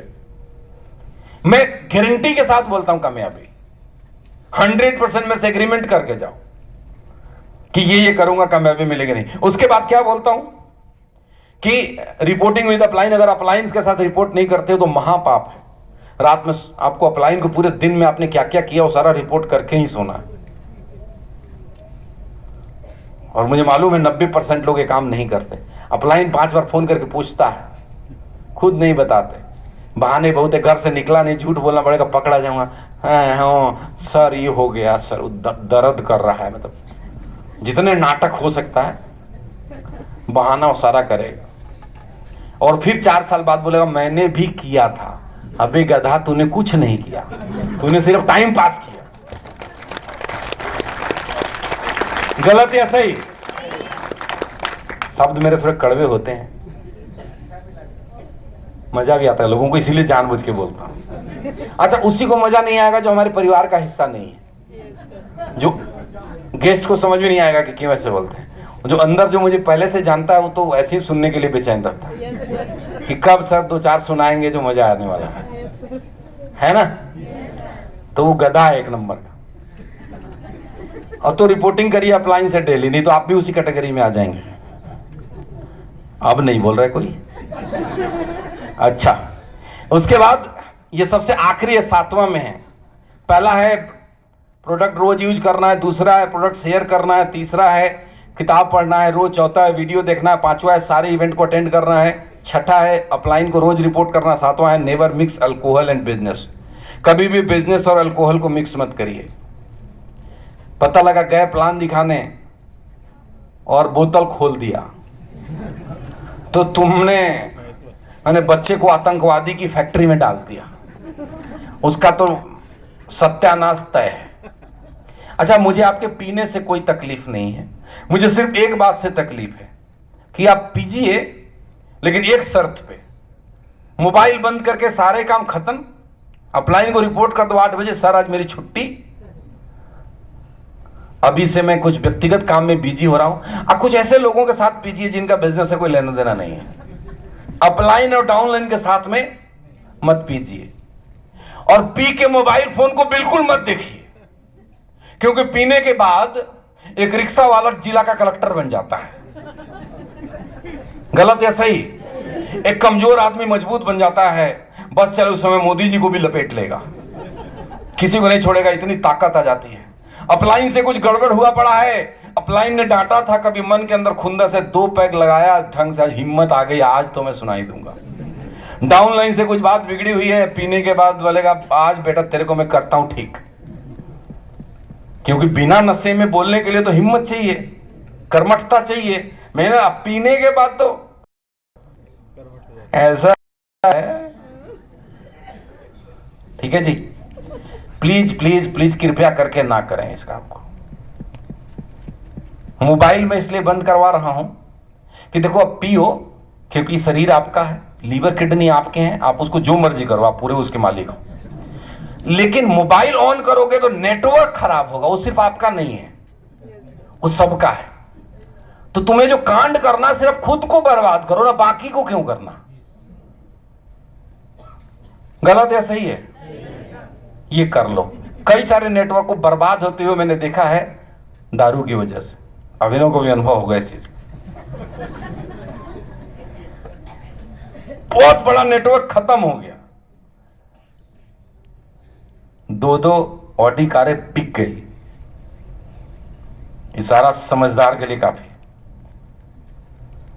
और बताऊं पीने का नुकसान, और बताऊं? लोग छोड़ो यार, मेरे को टारगेट करने लग जाएंगे तो नहीं बोलता हूं, क्योंकि आजकल दूध से ज्यादा लोगों को मोहब्बत है दारू से। तो आपको इससे मतलब नहीं है, आप ओकेजनली पीते हैं, ठीक है, एंजॉय करिए, बाहर जाते हैं घूमने उन्हें पी लीजिए, मैं उसका विरोध नहीं करता, आपको खुशी होती है तो। लेकिन आप नेटवर्क तबाह मत करिए, डाउनलाइन और अपलाइन को बिल्कुल फोन मत करिए, मैसेज मत करिए। मतलब एक काम ही तो बोल रहा हूं, मोबाइल से दूरी बना लो, टीवी देख लो, लैपटॉप देख लो, क्योंकि जैसे इसको ऑन रखोगे ना ये खींचेगा। व्हाट्सएप करोगे, मैसेंजर करोगे, उल्टे सीधे सारे हरकत होगा, क्योंकि इंद्रियां 5 की जगह पे 50 हो जाता है उस टाइम पे। ठीक है जी, ओके। अब लास्ट से स्लाइड, एक 3 कार्डिनल रूल, 3 ऐसे नियम हैं जिसके बगैर नेटवर्किंग हो ही नहीं सकता, और यही बता करके मैं आज की अपनी ट्रेनिंग खत्म करूंगा। पहला रूल है never do anything new without checking your upline. अपने अप्लाइन से चेक किए बगैर कोई भी नया काम नहीं करना। आप जितने बड़े पंडित हैं, जितने बड़े ज्ञानी हैं, पीएचडी होल्डर हैं, डॉक्टर हैं, इंजीनियर हैं, कलेक्टर हैं, जो भी हैं, आपको वो काम करना आता है, ये नहीं आता। यहां पे जो भी नया करना है तो एक बार अप्लाइन से चेक जरूर करना है। क्लियर है? समझ आया? दूसरा काम क्या करना है? Don't pass negative in your down line and cross line. कभी भी अपने डाउन लाइन और क्रॉस लाइन से नेगेटिव नहीं करना। मन में कितनी भी नकारात्मकता आ जाए तो आपके पास एक आइटम है, आप उसको झेलने के लिए, उसका है नाम आपका अपलाइन। आप उसके साथ बैठिए और जो भड़ास से निकाल लीजिए। डाउन लाइन के साथ मत करिए, क्रॉस लाइन के साथ मत करिए। डायरेक्ट सेलिंग के रूल में एक ये भी लिखा हुआ है, मैंने सरकार नहीं लिखा है, लीडर लोग लिखे हैं कि to pass negative in your network is better to take a bullet and put in your head. Negative बात नेटवर्क में करने से अच्छा है कि बंदूक में गोली डालो और अपने आप को उड़ा लो, खुदकुशी कर लो। मैं कहता हूं ऊंची सी बिल्डिंग से जाके कूद जाओ। अच्छा, कई बड़े सियाने हैं जो अपने टाउन लाइन के सामने नेगेटिव बात नहीं करेंगे, पैरेलल नेटवर्क को देखेंगे तो अरे मेरा थोड़े ना खराब हो रहा है, मैं तो उसका खराब कर रहा हूं। बट एक बात याद रखिएगा, जैसा करोगे वैसा आपको मिलेगा। अच्छा करोगे अच्छा मिलेगा, बुरा करोगे बुरा मिलेगा। कहानी याद आती है फिर से। एक गांव में एक बुजुर्ग महिला थी, उसका बेटा कहीं बाहर पैसे कमाने के लिए गया था। बड़े दिनों से ना कोई खत आया, ना वो घर लौट कर आया। बड़ी चिंतित रहती थी, बड़ा परेशान रहती थी।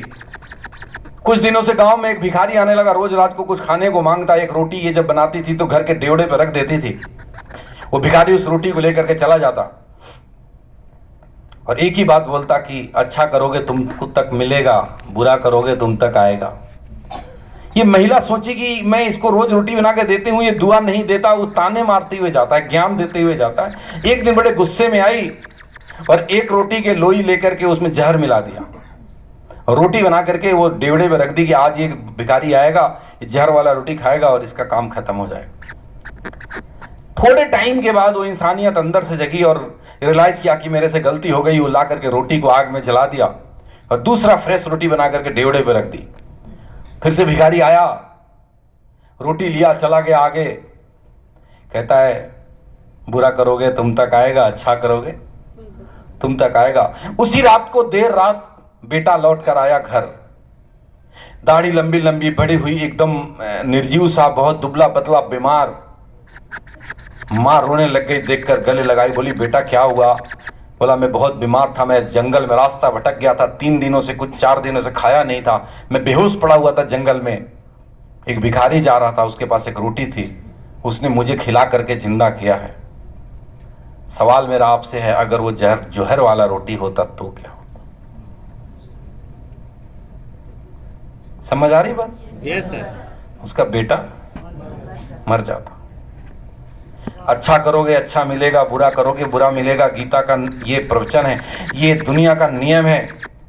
भगवान श्री कृष्ण जब गोकुल से मथुरा आए और कंस का वध करने के बाद अपने माता पिता देवकी और वसुदेव का बीड़ी काटने के लिए गए, जब जंजीर काटा तो माता देवकी बोलती हैं कि बेटा लोग कहते हैं तू भगवान है, सुनिएगा ध्यान से, और जब तू भगवान है तो 14 सालों तक इस कारावास में क्यों रहने दिया?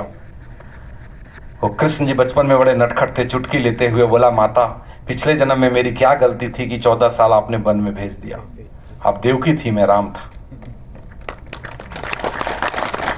कर्म फल तो हाथ तक लौट करके आएगा। माता देवकी ने बोला फिर कौशल्या माता कहाँ है? बोले यशोदा मैया है ना, तभी तो उनके पास चला गया था। जन्म लेते हैं। मैं आपको समझाना चाह रहा हूं, किसी के लिए बुरा करोगे तुम तक लौट कर आएगा, किसी के लिए अच्छा करोगे। कोई बुरा भी कर रहा है तब भी अच्छा करने की कोशिश करिए, समझिए मेरी बात को, वो आपको उसका फल मिलेगा। आप इनके लिए अच्छा कर रहे हैं, हो सकता है ये आपको कुछ भी अच्छा नहीं करें, ऊपर वाला जरूर आपको मदद करे। ये नियम है दुनिया की। तो आप कभी भी किसी क्रॉस लाइन में, किसी पैरेलल नेटवर्क में कोई भी नेगेटिव डिस्कशन मत करें। आप अपने पैर पे कुल्हाड़ी मार रहे हैं, आप किसी और को खराब नहीं कर रहे हैं।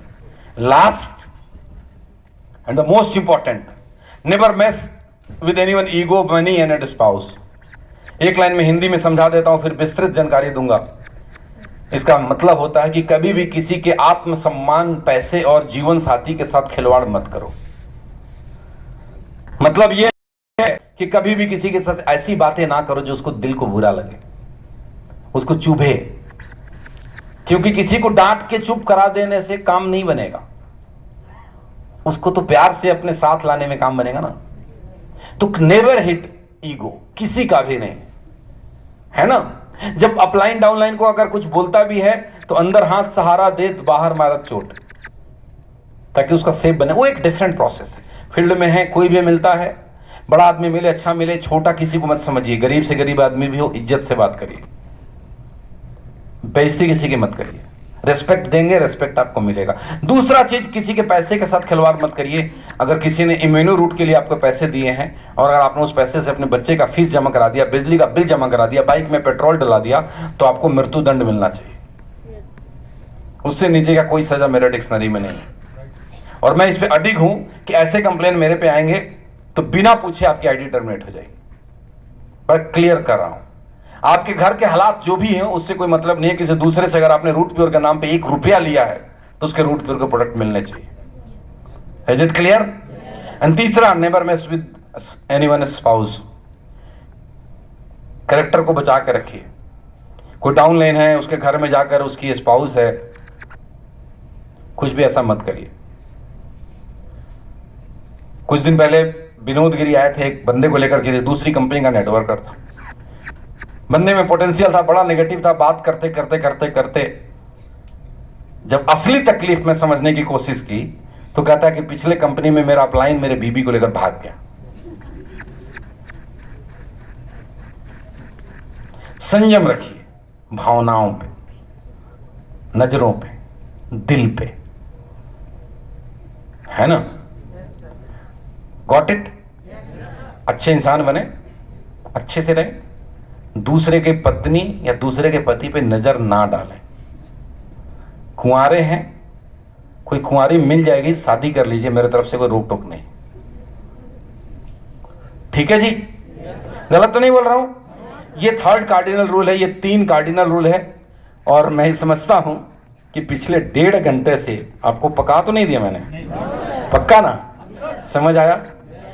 और जो मैंने शुरू में बोला था कि मैं आपको दावे के साथ कहता हूं, लिख कर देता हूं कि जो मैं बता रहा हूं अगर आपने उसको इंप्लीमेंट कर लिया तो आपकी जिंदगी बदलेगी। अब बताइए बदलेगी या नहीं बदलेगी? आप करेंगे इसको अमल? एक किसी ने खूब कहा है, अमल से बनती है जिंदगी, जन्नत भी और जहन्नुम भी। अमल से बनती है जिंदगी, जन्नत भी और जहन्नुम भी। जो जैसा अमल करता है वैसा बन जाता है। पिछले 90 मिनट 100 मिनट के दरमियान जो भी मैंने आपसे बातें की, वो मेरा इतने सालों का एक्सपीरियंस है, लाखों लोगों का नेटवर्क क्रिएट करने का एक्सपीरियंस, लाखों लोगों से मिलने के बाद, हजारों लोगों की कामयाबी और लाखों लोगों के नाकामयाबी के बाद, ये चंद चीजें मैं आपको बताने की कोशिश कर रहा हूं, इस उम्मीद में कि आप इसको अक्षरशः पालन करेंगे और आज से कुछ महीने के अंदर ही आपके बिजनेस में बड़ा बदलाव दिखेगा। आज से कुछ साल के बाद आपके नाम का डंका पूरे हिंदुस्तान में बजेगा। आप अपने लग्जरी जीवन के मालिक होंगे, आपका परिवार आपके साथ खुशहाल होगा, आपके माँ बाप आप पे फक्र होगा, आपकी बीवी आप पे फक्र करेगी, गांव वाले आपसे जलेंगे, रिश्तेदार मरेंगे, उनके सीने पे सांप लौट जाएगा, पड़ोसी परेशान हो जाएगा कि इतनी ऊंची बिल्डिंग कैसे बना दिया। ये सब आपके जीवन में हो, इसीलिए मैंने इतना सब कुछ समझाया। और मैं ये उम्मीद करता हूं कि ये सारी घटनाएं जल्दी आपके लाइफ में घटित हो। और इन्हीं शब्दों के साथ मैं अपने वक्तव्य को यहीं पे समाप्त करूंगा, आपके उज्जवल भविष्य की कामना करते हुए आपसे इजाजत चाहूंगा। I wish you all the best and go diamond. Thank you friend, thank you very much.